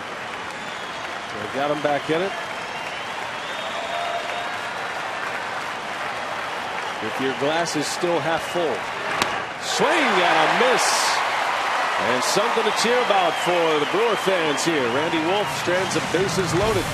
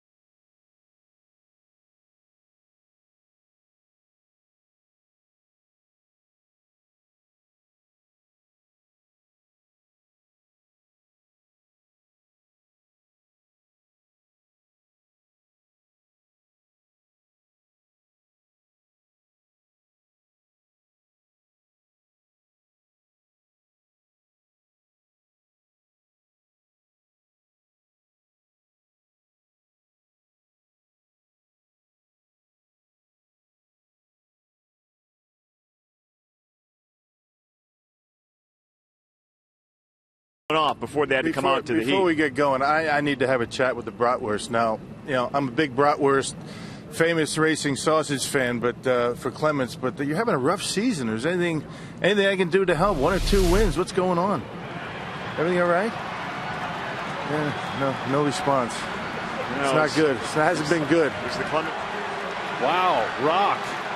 I mean, this goes down as one of the all-time great pre-race speeches. The Brat comes from behind. Now that's an effort. Did you see the effort at the end? A finishing kick by the Brat. Just about all season long, about right there, just give up. Yeah, put the head down. But check it out. Yeah, nice job.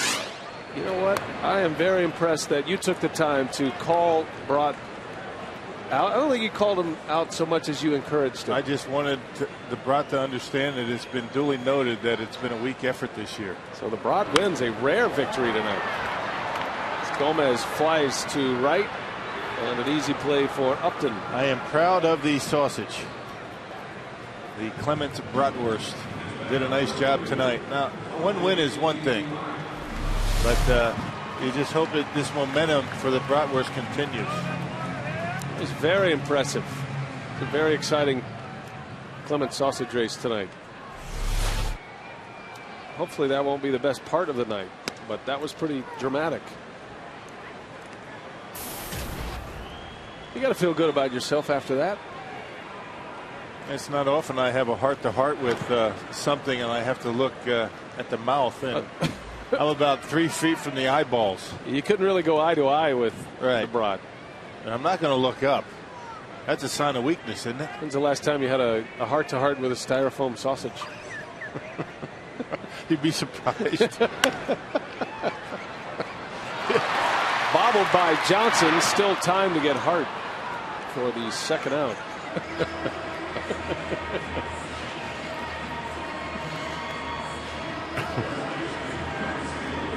Well, here comes Prince Fielder with 2 away. Prince was named the National League Player of the Month earlier today. Cliff Lee won the Pitcher of the Month. Fielder with 10 home runs during the month. He drove in 27 runs in the month of June. Ryan Braun won Player of the Month in April. And Fielder wins it in June. He also hit .337 during the month. Deserving honor for Prince. The numbers for Fielder that earned him this honor, and it was, I don't know about unanimous. They didn't release the voting, but everybody I spoke to in the media and the broadcasters, it's an easy choice this month with Fielder and Cliff Lee. Yep, 10 home runs and RBI a game in the month of June, and perhaps his stiffest competition is over there in that Diamondbacks dugout, Justin Upton. He had a good month of June as well. Yeah, the kind of month that propelled him into the All-Star game. As Fielder rips one deep right field, and there it goes, a tape measure shot for Prince Fielder. Number 22 of the year. Fielder with his second RBI of the game. It is 7-2 Arizona as Fielder does big damage. Boy, that was way back. Yep, a good extension on a 2-1 pitch. Well, Zach Duke with the 6-run lead, figuring I'm going to throw him a fastball. Yeah, Prince looking for it. Watch where it ends up. Middle in, and Prince got good extension on it. And way back, second deck, about midway up those bleachers and right. Betancourt on the first pitch. Bounces out to third base to end the inning. So Fielder gives him something to shout about here at Miller Park. A booming home run by the big fella. Number 22 of the year. He is one back of the National League lead of no doubter. 7-2 Arizona.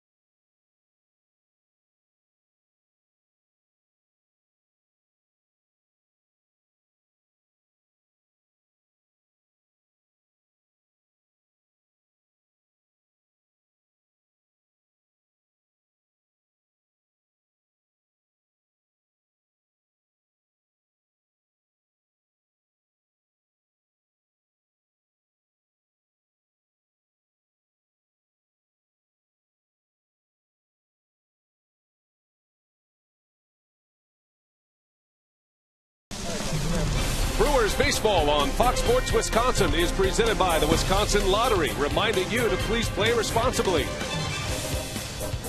By Airtran, go, there's nothing stopping you. And by the Miller Lite Vortex bottle, taste greatness.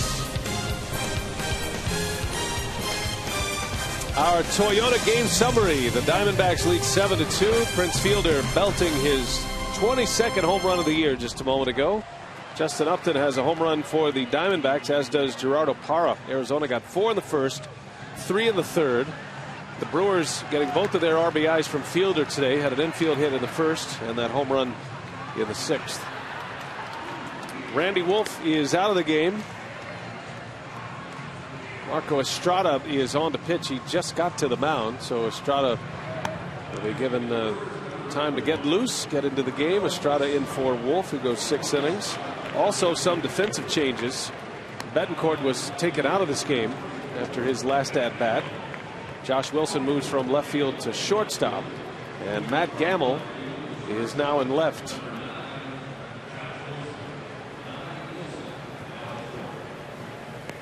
So Marco Estrada. Yeah, pitched yesterday, a third of an inning, walked the batter, struck out a man. Inherited 2 runners in the 9th inning. That was Marco for 2 1/3 innings in Minnesota on Saturday night that set the stage for the big comeback. Scoreless baseball. Let's see if we can do the same here tonight. Well, our Ho-Chunk Gaming Wisconsin text question tonight from Matt, and he wants to know, which players do you think most deserve to be an all-star that isn't? That's always a good question. The all-star snubs. Think about the all-star game in Major League Baseball. It can change so much here from now until the all-star game on Tuesday, with injuries, with starting pitchers who pitch on Sunday becoming ineligible. But I think you'd have to look at, a guy like Andrew McCutchen, maybe. That's a big all-star snub on my list. He's had a great year with the Pirates.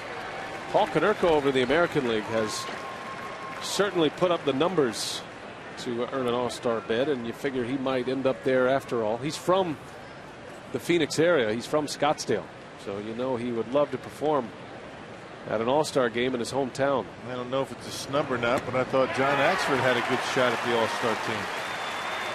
As good as he has been lately.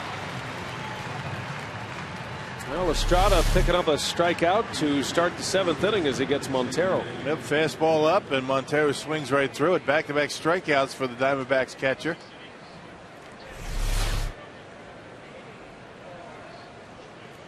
Even with a 33-man all-star roster, which is 8 more players than a regular Major League roster, you're still going to have snubs. It doesn't matter how many players you have. Yep, always going to have it. Not everybody that deserves it is going to be able to make it, that's for sure.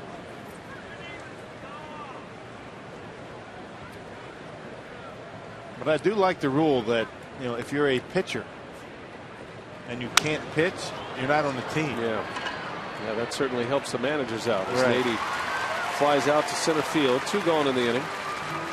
Rock, you mentioned the big comeback on Saturday night. Marco Estrada was at the center of that. The Brewers scoring 8 unanswered runs. They came all the way back, and they did all of the damage beginning in the 6th inning. Nigel Morgan had the 2-run homer. He eventually had the 2 RBI double off the right center field wall that tied the game, and then Morgan would score the winning run on George Kataris' single. Kataris was hitting in the spot vacated by Braun that day, and he delivered with not only a 2-out RBI single, but a 2-out 2-strike hit. Well, Michael Morse with the Washington Nationals. That's a good call. He's part of the internet vote. Internet vote involves Shane Victorino, Andre Ethier, Todd Helton is on the internet voting list. Michael Morse, and as you mentioned, Ian Kennedy. So who gets your internet vote at this point? Michael Morse? Michael Morse is a guy that's had a nice season for the Nationals, you betcha. The American League internet vote is Paul Konerko, Alex Gordon, Victor Martinez,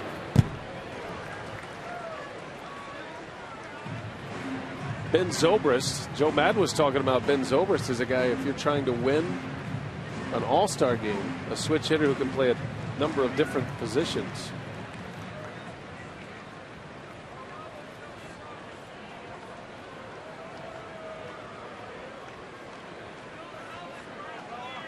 Adam Jones of the Orioles also on that list. He was one of the prize pupils of John T-Bone Shelby. Talk about making a major league outfielder. Adam Jones was an infielder when he was drafted. John Shelby's been the outfield coach, or was the outfield coach with the Orioles. Took him under his wing and made him a Gold Glove caliber center fielder. I guess Paul Konerko gets the nod in the American League. He's having a big season. Yeah, Brewer fans were able to elect a couple of guys in that internet vote. Corey Hart and Jeff Jenkins. Yeah, that's right. Jeff Jenkins a few years back.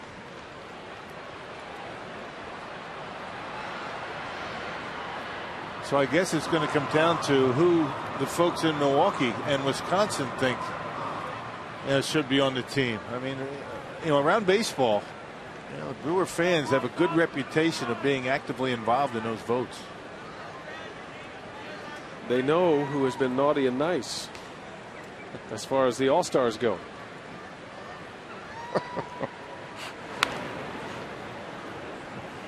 That was the one of the most impressive moments of the 08 season. There were a lot of great things to come, but when Corey Hart drew more votes than David Wright in 08 for the final vote in.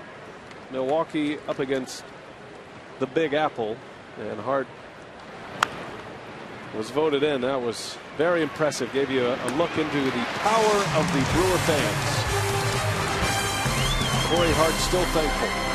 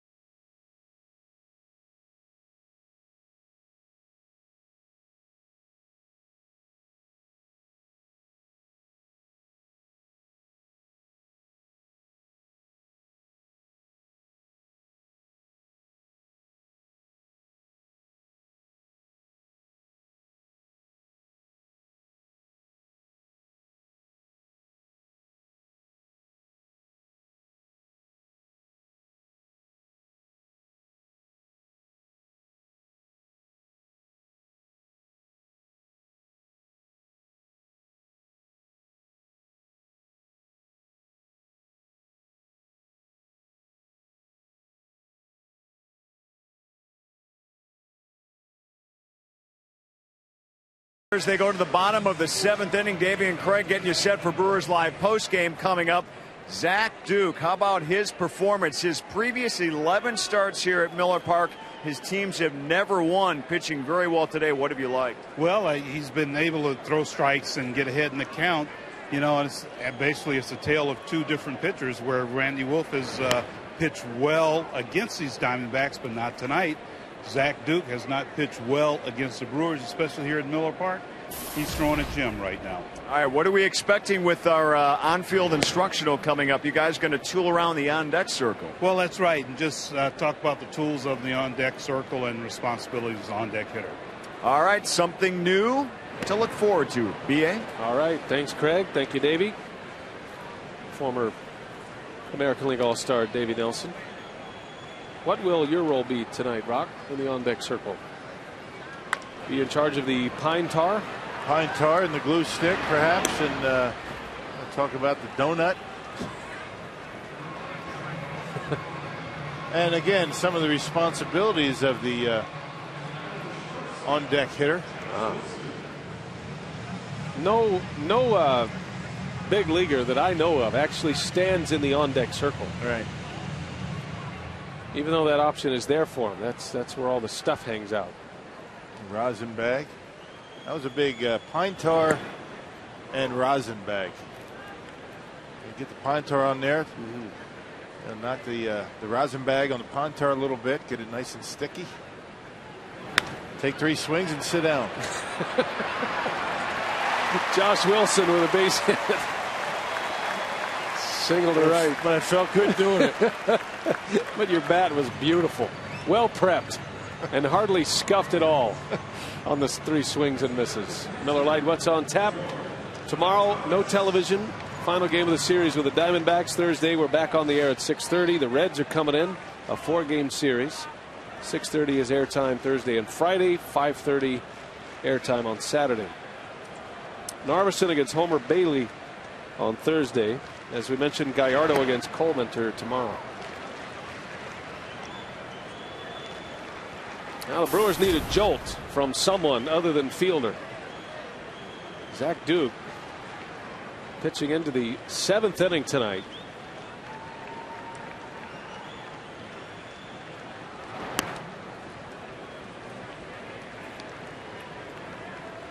Got a couple of lefties coming up here in Kataris and Gamble.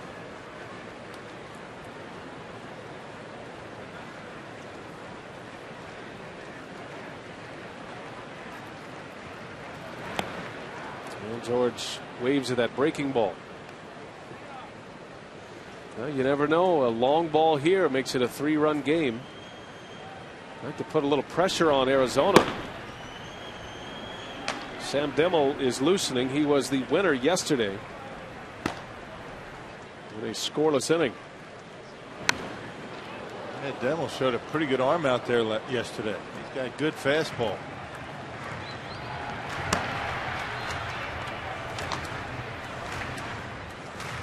Cardinals winning big over the Reds 8-1, 9th inning.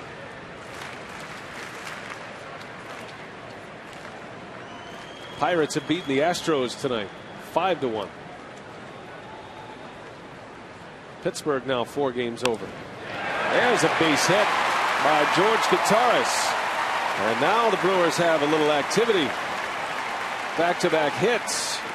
And Matt Gamble coming up. And knock one out of here, make this interesting. I see Kirk Gibson talking about how long you're going to go with Zach Duke. You got the left-hander up. You figure he's going to keep him in here for them. And just fights one off in the left field as George Kataris keeps the inning alive. Sending Josh Wilson to second. Safe at second. Safe and secure New York Life. Now Wilson started it with a single to right. Kataris to the opposite field as well. Zach Duke will stay, and here comes Matt Gamble. And probably his last hitter right here. And Ricky Weeks on deck. The Brewers are more than capable of putting a crooked number on the board. And now would be a good time for it. 2 on, 1 out. Gamble's first at bat. And he got under it. Boy, Gamble knows he just missed it. That is out number 2. Had a good pitch to hit, too. And that was a fastball right down the middle. Gamble attacking early. Got a good pitch to hit. Just got under it. Yes, indeed. Just missed it. Got it down on the end just a little bit. Looks like the Diamondbacks are going to leave Zach Duke out there. Well, this is a risky move. Yeah. They've got Dimmel loose in the bullpen. Kirk Gibson is going to trust Duke to get through this inning. Ricky Weeks narrowly missed a home run back in the 5th. He hit a line drive right at Parra, at the plate, presented by Wendy's. If Ricky gets any elevation at all under that last line drive, it is way gone. He whistled one out to Parra, who's a very good outfielder, and he almost knocked it over his head. He spun around and able to pick up the baseball and make the catch. That didn't look good doing it, but he made the catch.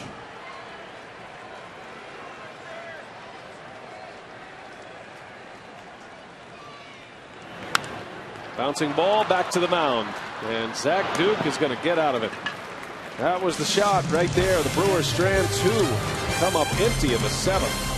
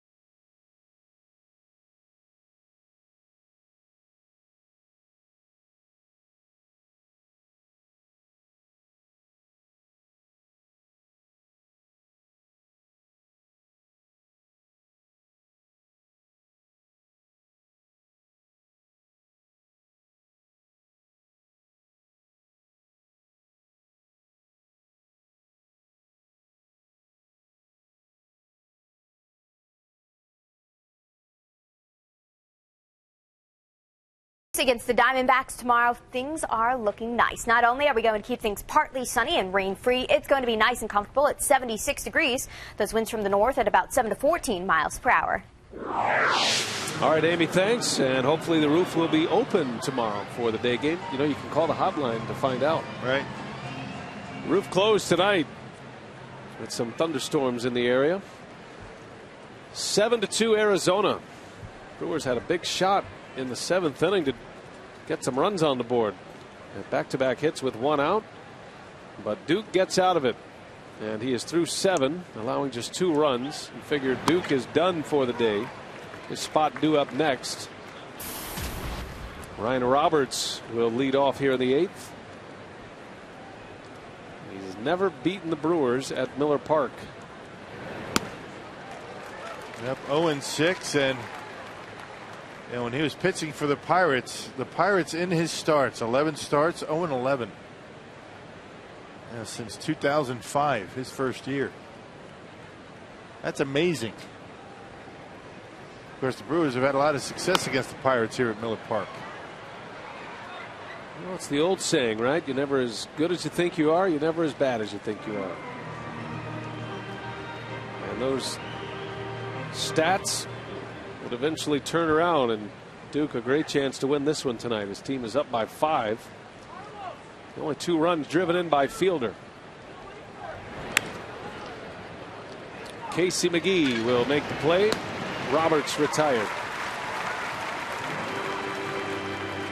Hey, for just $18, get 1 Terrace Reserve ticket to select Brewers games and 1 2011 admission ticket to the Milwaukee County Zoo. Plus a Brew Crew and the Zoo t-shirt. For details, call 414-902-4000 or visit brewers.com/zoo. Here is Willie Mo Pena pinch hitting. Has 2 home runs as a pinch hitter this year. One of them came yesterday in a home run against Sean Markham. He has 3 hits as a pinch hitter. 2 of them homers. He's driven in 3 runs. He almost hit one out of Miller Park completely yesterday. Yep, over the Harley Davidson deck out there, and he got a Sean Markham slider and hit it a ton. It was a hanger. Well, it was the beginning of the comeback for the Arizona Diamondbacks. Pena wasting no time. Pinch hitting in the 5th inning. And if it doesn't hit that stairway railing, that ball is going to go through the panels and out into the parking lot where all the Harleys are. That big prospect back in the days with the Cincinnati Reds. Spent a year with the Red Sox. Just has not been able to find it, but he does have power.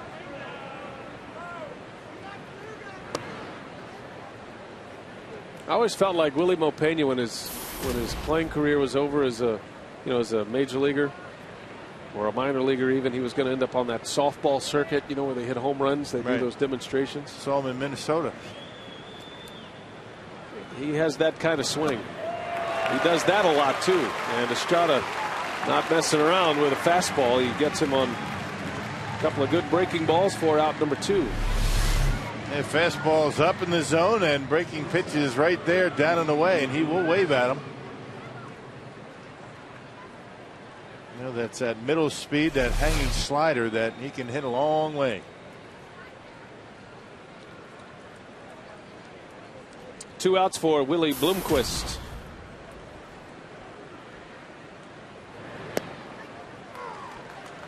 Bloomquist, formerly with the Mariners and the Royals. He's a good player, a guy that can play a number of positions, infield, outfield. Good hitter, good speed. I covered Willie Bloomquist in the minor leagues, Rock. I know you love hearing about the minor leagues. Yeah. Back in San Antonio. Tell me all about him. The big prospect back then. He was the big prospect prior to Yuniesky Betancourt of the Seattle Mariners coming up. You mentioned Bloomquist has had a nice season, nice year, nice career as a utility player. Down he goes on strikes. Marco Estrada doing his part. 6 up, 6 down, 3 strikeouts. And we go to the bottom of the 8th. Brewers running out of outs.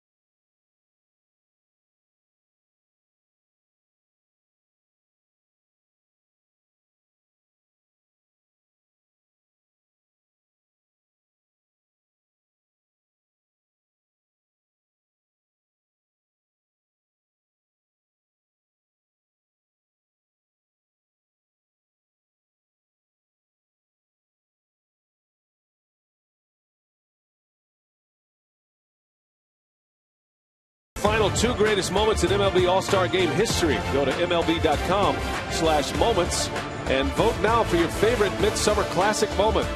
Cal Ripken's final All-Star Game in 2001, or 1955 when Stan Musial hit a walk-off home run in the 12th inning.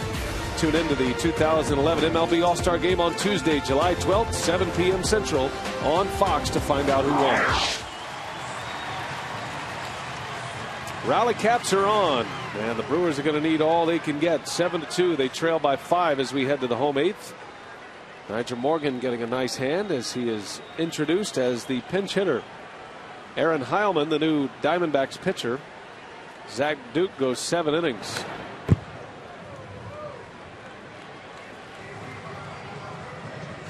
Yeah, Heilman having a tough season, and his second year with the Diamondbacks. He had a .450 earned run average last year with Arizona. Had some good years with the Mets. He was with the Cubs in 09.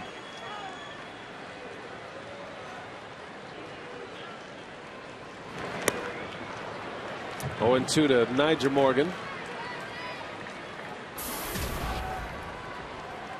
Morgan hitting .333. He had a couple of hits yesterday.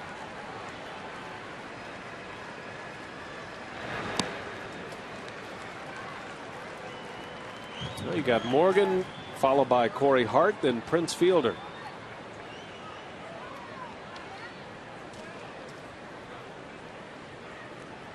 I think Niger's stepping into Tony Plush mode right there. And down he goes. Changeup from Heilman. And Morgan is retired. 1 away in the 8th. Yeah, threw a couple of good changeups to Niger. That one down in the zone. Well, Heilman, now in his days with the Mets, he had 2 pretty good years with New York. 2005 and 2006. ERAs around 3.5. Good sinker, and you saw the good changeup, but you know, after that, after the 06 season, he really struggled. Corey Hart into deep center field. Chris Young is back. And that one is up and out of here. A home run for Corey Hart. His second in as many days. Number 10 for Hart. And the Brewers chipping away. It is now 7-3 Arizona.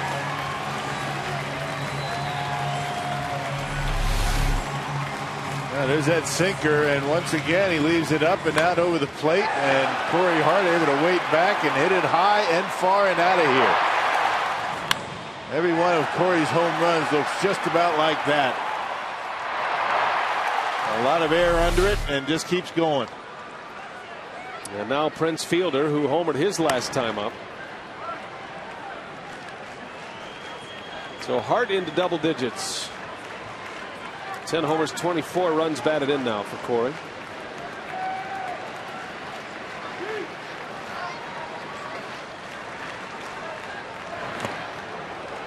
That is a good pitch for Heilman. He's thrown 3 excellent changeups. I remember him throwing that pitch, you know, in his days with the Mets and the Cubs.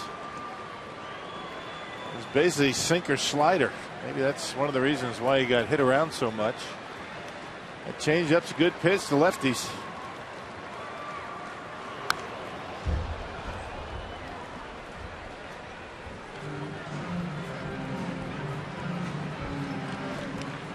Diamondbacks with 4 runs in the first inning against Wolf. They scored 3 in the third. That is all the scoring for Arizona tonight. Marco Estrada has come on and shut them down the last 2 innings.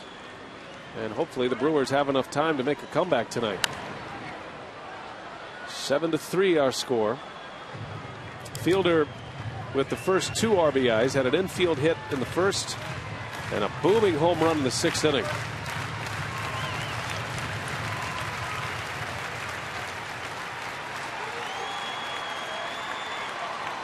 One ball, 2 strikes on Prince.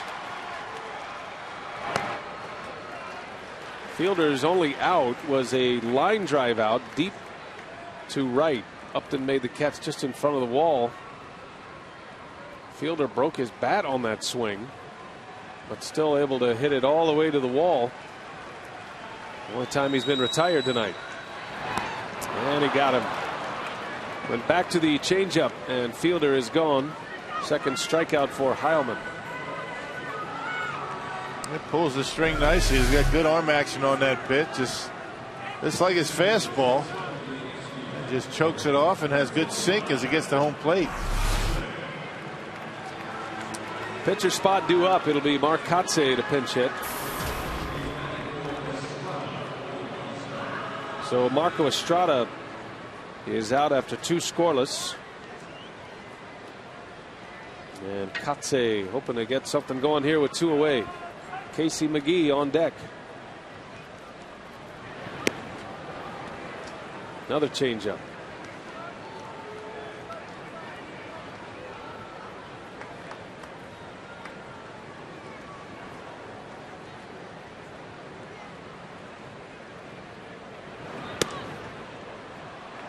Tried it again.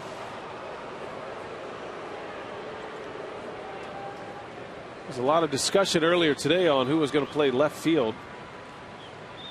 I think the concern for Ron Renicky is running Mark Katse out there for a 4th consecutive game. Always bothered by a sore back. He's had a ton of back problems in his career.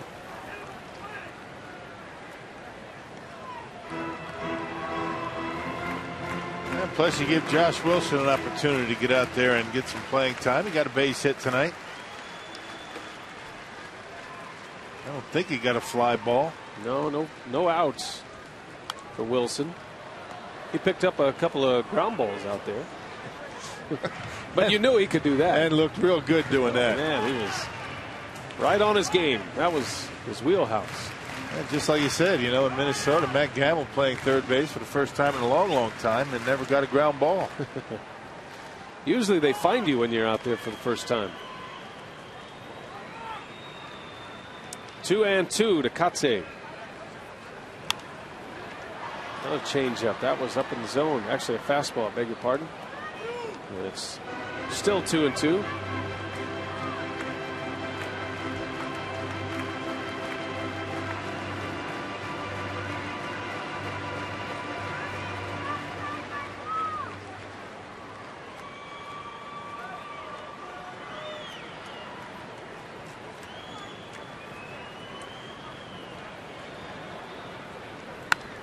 And Katse pulls that one into right. A base hit. There we go. Mark Katse singles with 2 outs. Yeah, Katse way behind the fastball, and it looked as though Mark was up there after that first pitch that he swung at, a changeup. He's looking for changeup right there, and it was a pretty good pitch. But when you're looking for it, you're able to wait back, and even when it's down, able to hit it hard into right. Good at bat by Katse. Ron Renicky saying he's looking much better at the plate. Yeah, Katse starting to get his hits now. Here's McGee with 2 away.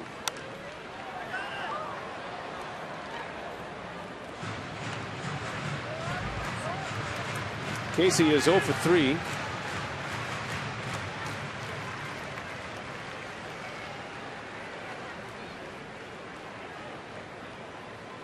The Brewers need a big hit right here. 7-3 Arizona. Got a man on with 2 outs.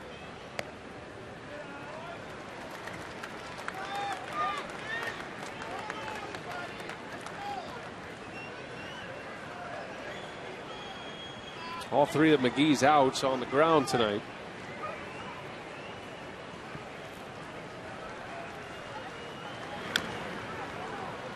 Out in front of that one. And it's a ball and 2 strikes. Gallardo tomorrow.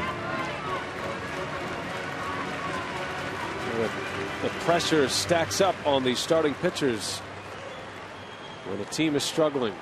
Gallardo's used to it. Had a tough time his last time out. 1-2 to McGee, and that one just missed.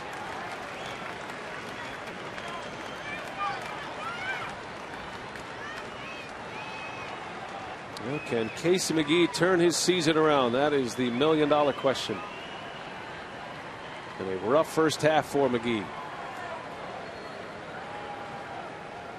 2-2. Boy, that didn't miss by much.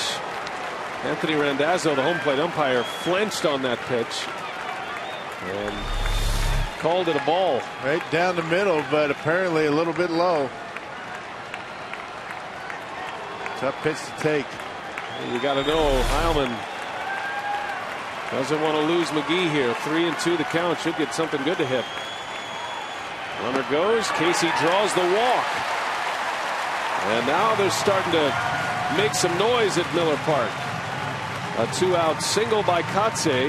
Now a walk from McGee, and here comes Josh Wilson. And a little angst in that Diamondbacks dugout. Actually, it's going to be Craig Counsell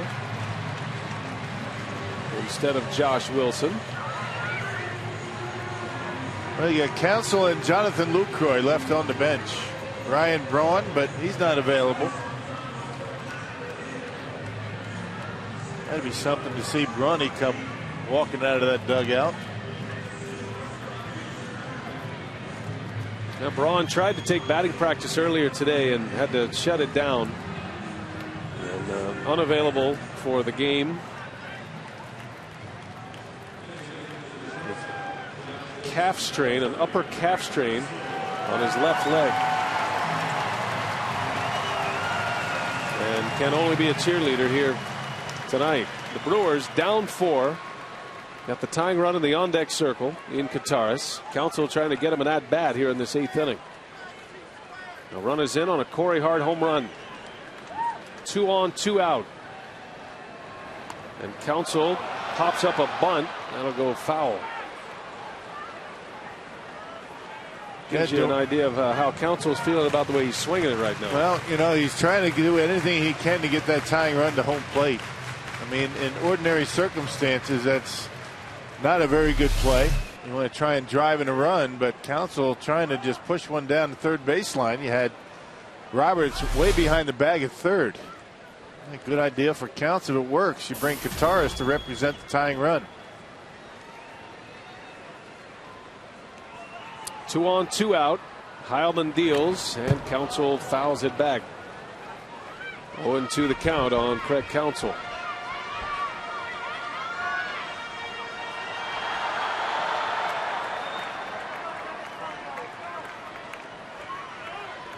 Tell you the way Heilman has been throwing the changeup. He has been tough on left-handers in this inning. He struck out Nyjer Morgan. He struck out Fielder on the changeup. The 0-2. 1-2. And it doesn't seem to be willing to throw it as much to right-handed batters. And in this inning, that's far and away his best pitch.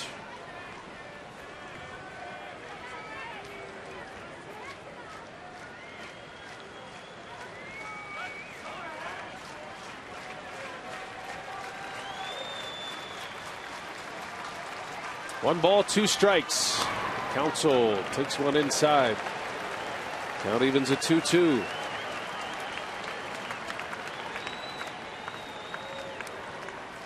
Craig Counsell had a 3-hit game against St. Louis, part of that 3-game sweep of the Cardinals back in June. That was on June 10th. Has not had a hit since. This would be a big spot for one. And a little tapper to the mound. Heilman makes a play, and the inning is over. The Brewers get a run on a Corey Hart home run, but that's it. They strand 2 more. And it is 7-3.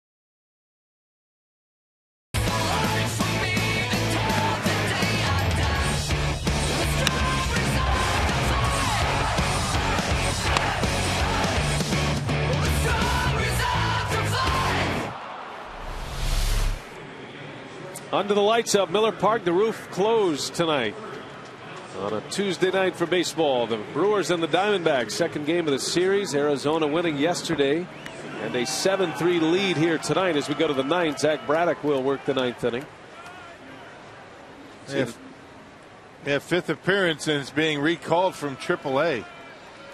He's had a rough time coming back. 4 runs in 3 1/3 innings. Was brought back to the big leagues on June 27th from AAA Nashville. Nigel Morgan stays in the game to play center field. And Craig Counsell will stay and play short. The Brewers have stranded 2 runners in the last 2 innings. They've had their chances to fight their way back tonight. Down 4 in the ninth. It'll be Kelly Johnson to lead off.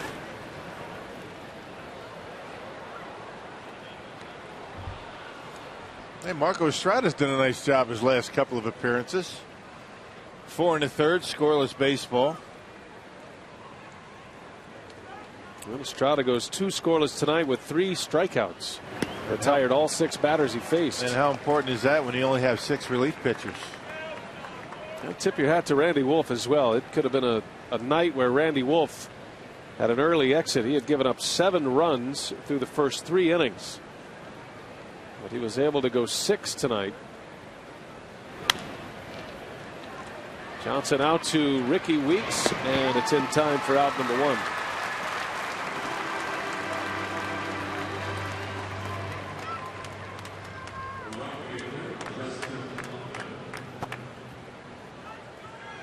Now looking ahead to the Brewers' 9th inning, Kataris will lead off, then Gamble, and then back to the top of the order. And that's why the Diamondbacks have a left-hander getting loose in the bullpen. Alberto Castillo is the left-hander loosening for Arizona. Justin Upton with 2 hits tonight. Waves and misses. Breaking ball from Braddock.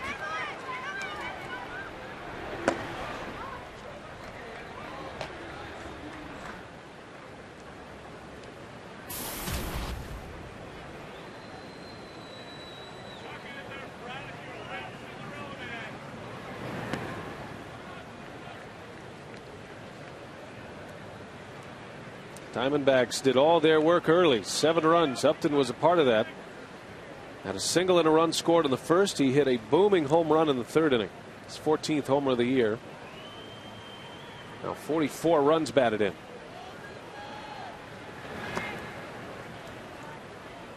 Upton still just 23 years of age. He is evolving as a terrific major league hitter right in front of our eyes. His on base percentage is .382 right now. Yeah, done a lot at a very young age in the major leagues. Seems like he's been around a long time. We saw Upton's debut in '07. He was 19 when he was brought up to the big leagues.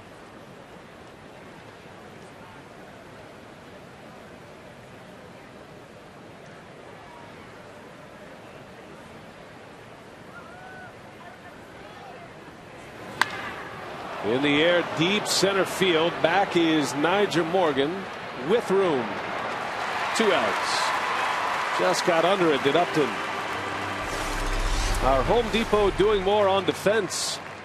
Take you back to the Ricky Weeks at bat in the 5th inning with a man on. He hit a rocket to left. Parra made a leaping catch after he spun himself around. It's one of the hardest line drives to play, the one right at you. Yep, well, the Chucky Carr way to get on the highlight reel. You take a big route to the baseball and make a leaping catch, and all of a sudden you're a hero. You've been breaking out Chucky Carr. Yeah, Chucky Carr reference. Chucky did that all the time. He took a bad route, went the wrong, took a bad first step, and ended up making a leaping catch when a lot of guys would just be waiting for it. Chucky did a lot of things, but there was one thing that he didn't do. Take 2-0. Chucky does not take 2-0. Never forget that in Houston. That was the first year of interleague play. Chris Young Lifts one high in the air to Gamble. Like a pro. Gamble makes a play. Inning over.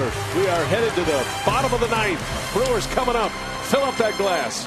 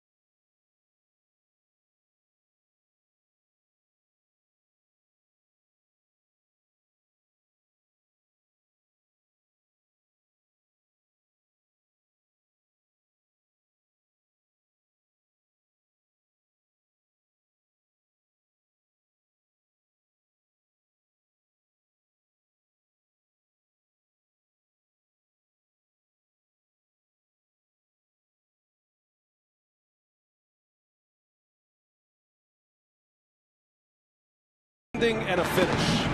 Endings are imposed and inflicted. Back up the middle. Bencourt. Oh my goodness! My goodness! Did that just happen? Finishes are earned and celebrated. Morgan down the right field line. And the Brew Crew pull one out tonight. Nigel Morgan, a walk-off double. It's the last word. The closing act. The final step. The whole point. We don't remember the start. We never forget the finish. Fielder launches. Punch fielder. Ball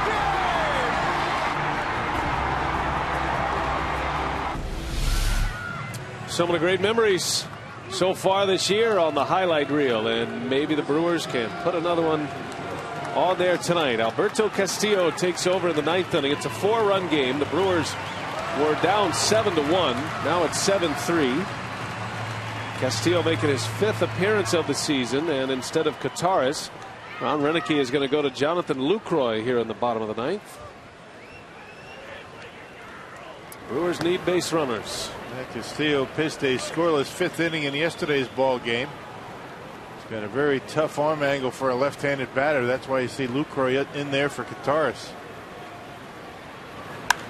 Lucroy into right field. Back is Upton. And he's got it for the out. Hit it hard, but Upton makes a nice over-the-shoulder catch. One away.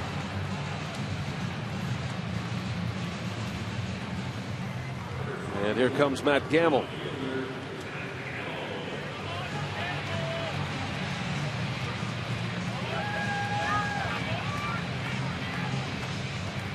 Gamble's second at bat. He was up with 2 men on in the 7th inning. He flew out on the first pitch.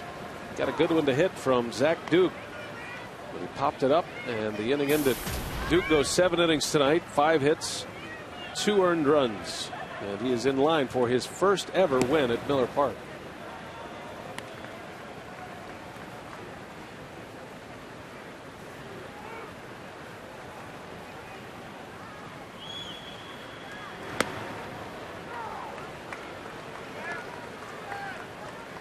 Gamble still leads all the Brewers minor league system in home runs. He and Brock Kelgard with 18 minor league home runs, setting the pace in the Brewers system.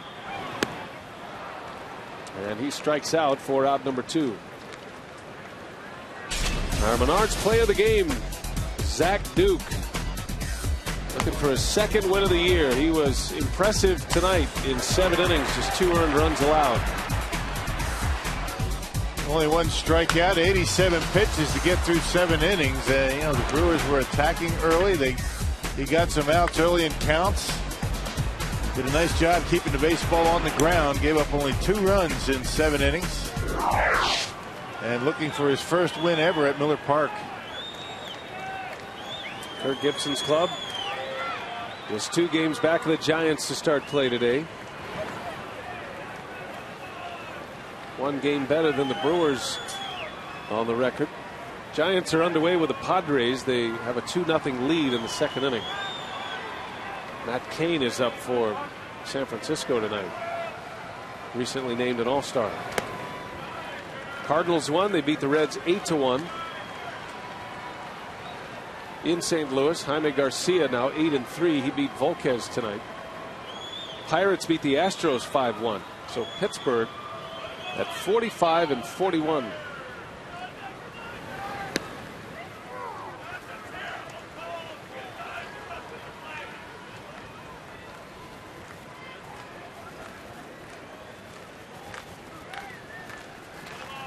Pirates will leapfrog the Brewers in the standings if this one holds as is. St. Louis leading Pittsburgh by a 1.5 games in the Central. If the Brewers drop this one, it'll be 2 back for Ron Renick's club. And they show up tomorrow afternoon for the finale of this series.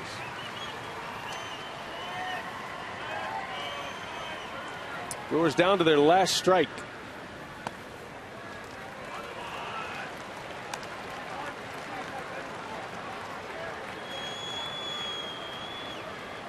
Nigel Morgan next.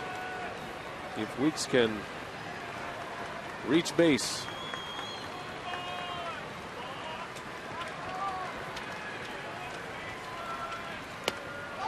And he lost him. A 2-out walk.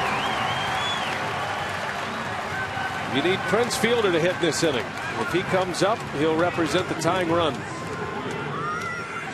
Milwaukee 2 base runners away. Morgan and Hart have to reach. No options for Ron Renick. He has used everybody that's available. No right-handers on the bench except for Ryan Braun, and he is not available.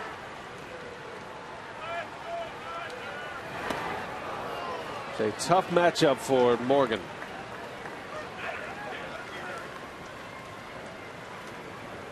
Sidewinding left-hander. Castillo stands as far on the first base side of the rubber as possible, just to create a little more angle. And then his first step is more toward first base than to home plate, making it even more difficult for a left-handed hitter to track that baseball. Tough for him to pick it up.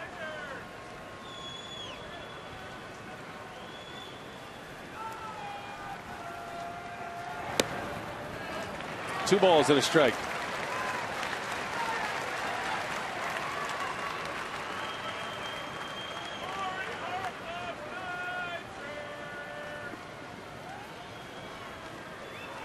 It's going to be Castillo's last hitter, you would think, regardless.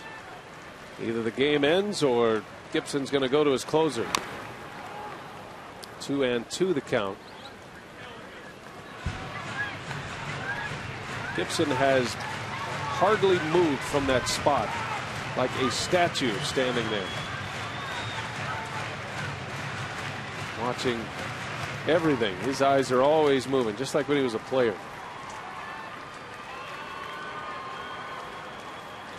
Two balls, two strikes. Weeks over at first. Again, the Brewers down to their last strike, and Morgan slaps one to left. That is a big league at bat for Nigel Morgan. Yes, it is. Castillo got one up in the zone, and Nigel did not budge that front shoulder. He stayed right in there. Watch it. Just stayed right there and slaps it into left field to keep the inning alive. That is a nice at bat for Nigel. And the Brewers still in business, bottom 9. Well, if nothing else, they have forced Kirk Gibson and the Diamondbacks to go to their closer here. So Castillo is out, and a pitching change. Hart coming up. Fielder is the man you need to come to the plate.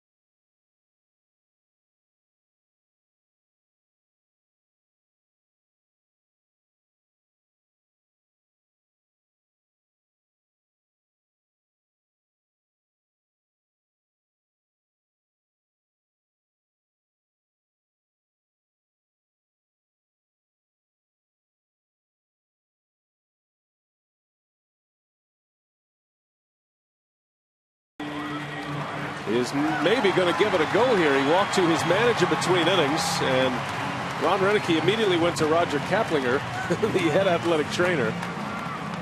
And we'll see. As of right now, it is Corey Hart against David Hernandez.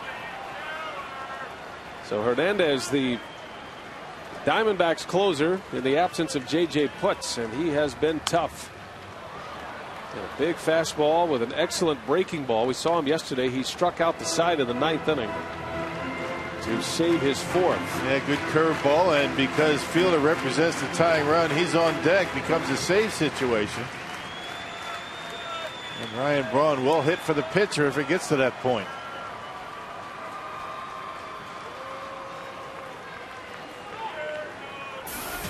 If Braun does bat in this inning, he'll represent the go-ahead run. Hart trying to get Fielder to the plate. 2 on with 2 out. Corey Hart homered his last time up, and he has homered in consecutive games for Milwaukee.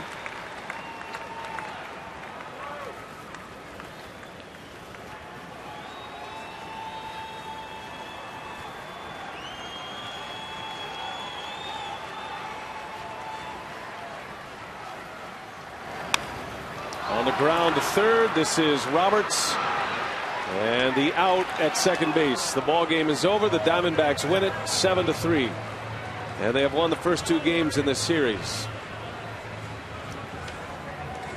Well, much more still to come on this game. Craig Deshawn, what do you have coming up on Brewers Live? Well, we're going to get inside the Brewer clubhouse. The Brewers have now lost the first 2 games of this series, their first back-to-back home losses all season long. Rough road for the Brewer crew. We'll find out what's going on when we come back to Brewers Live.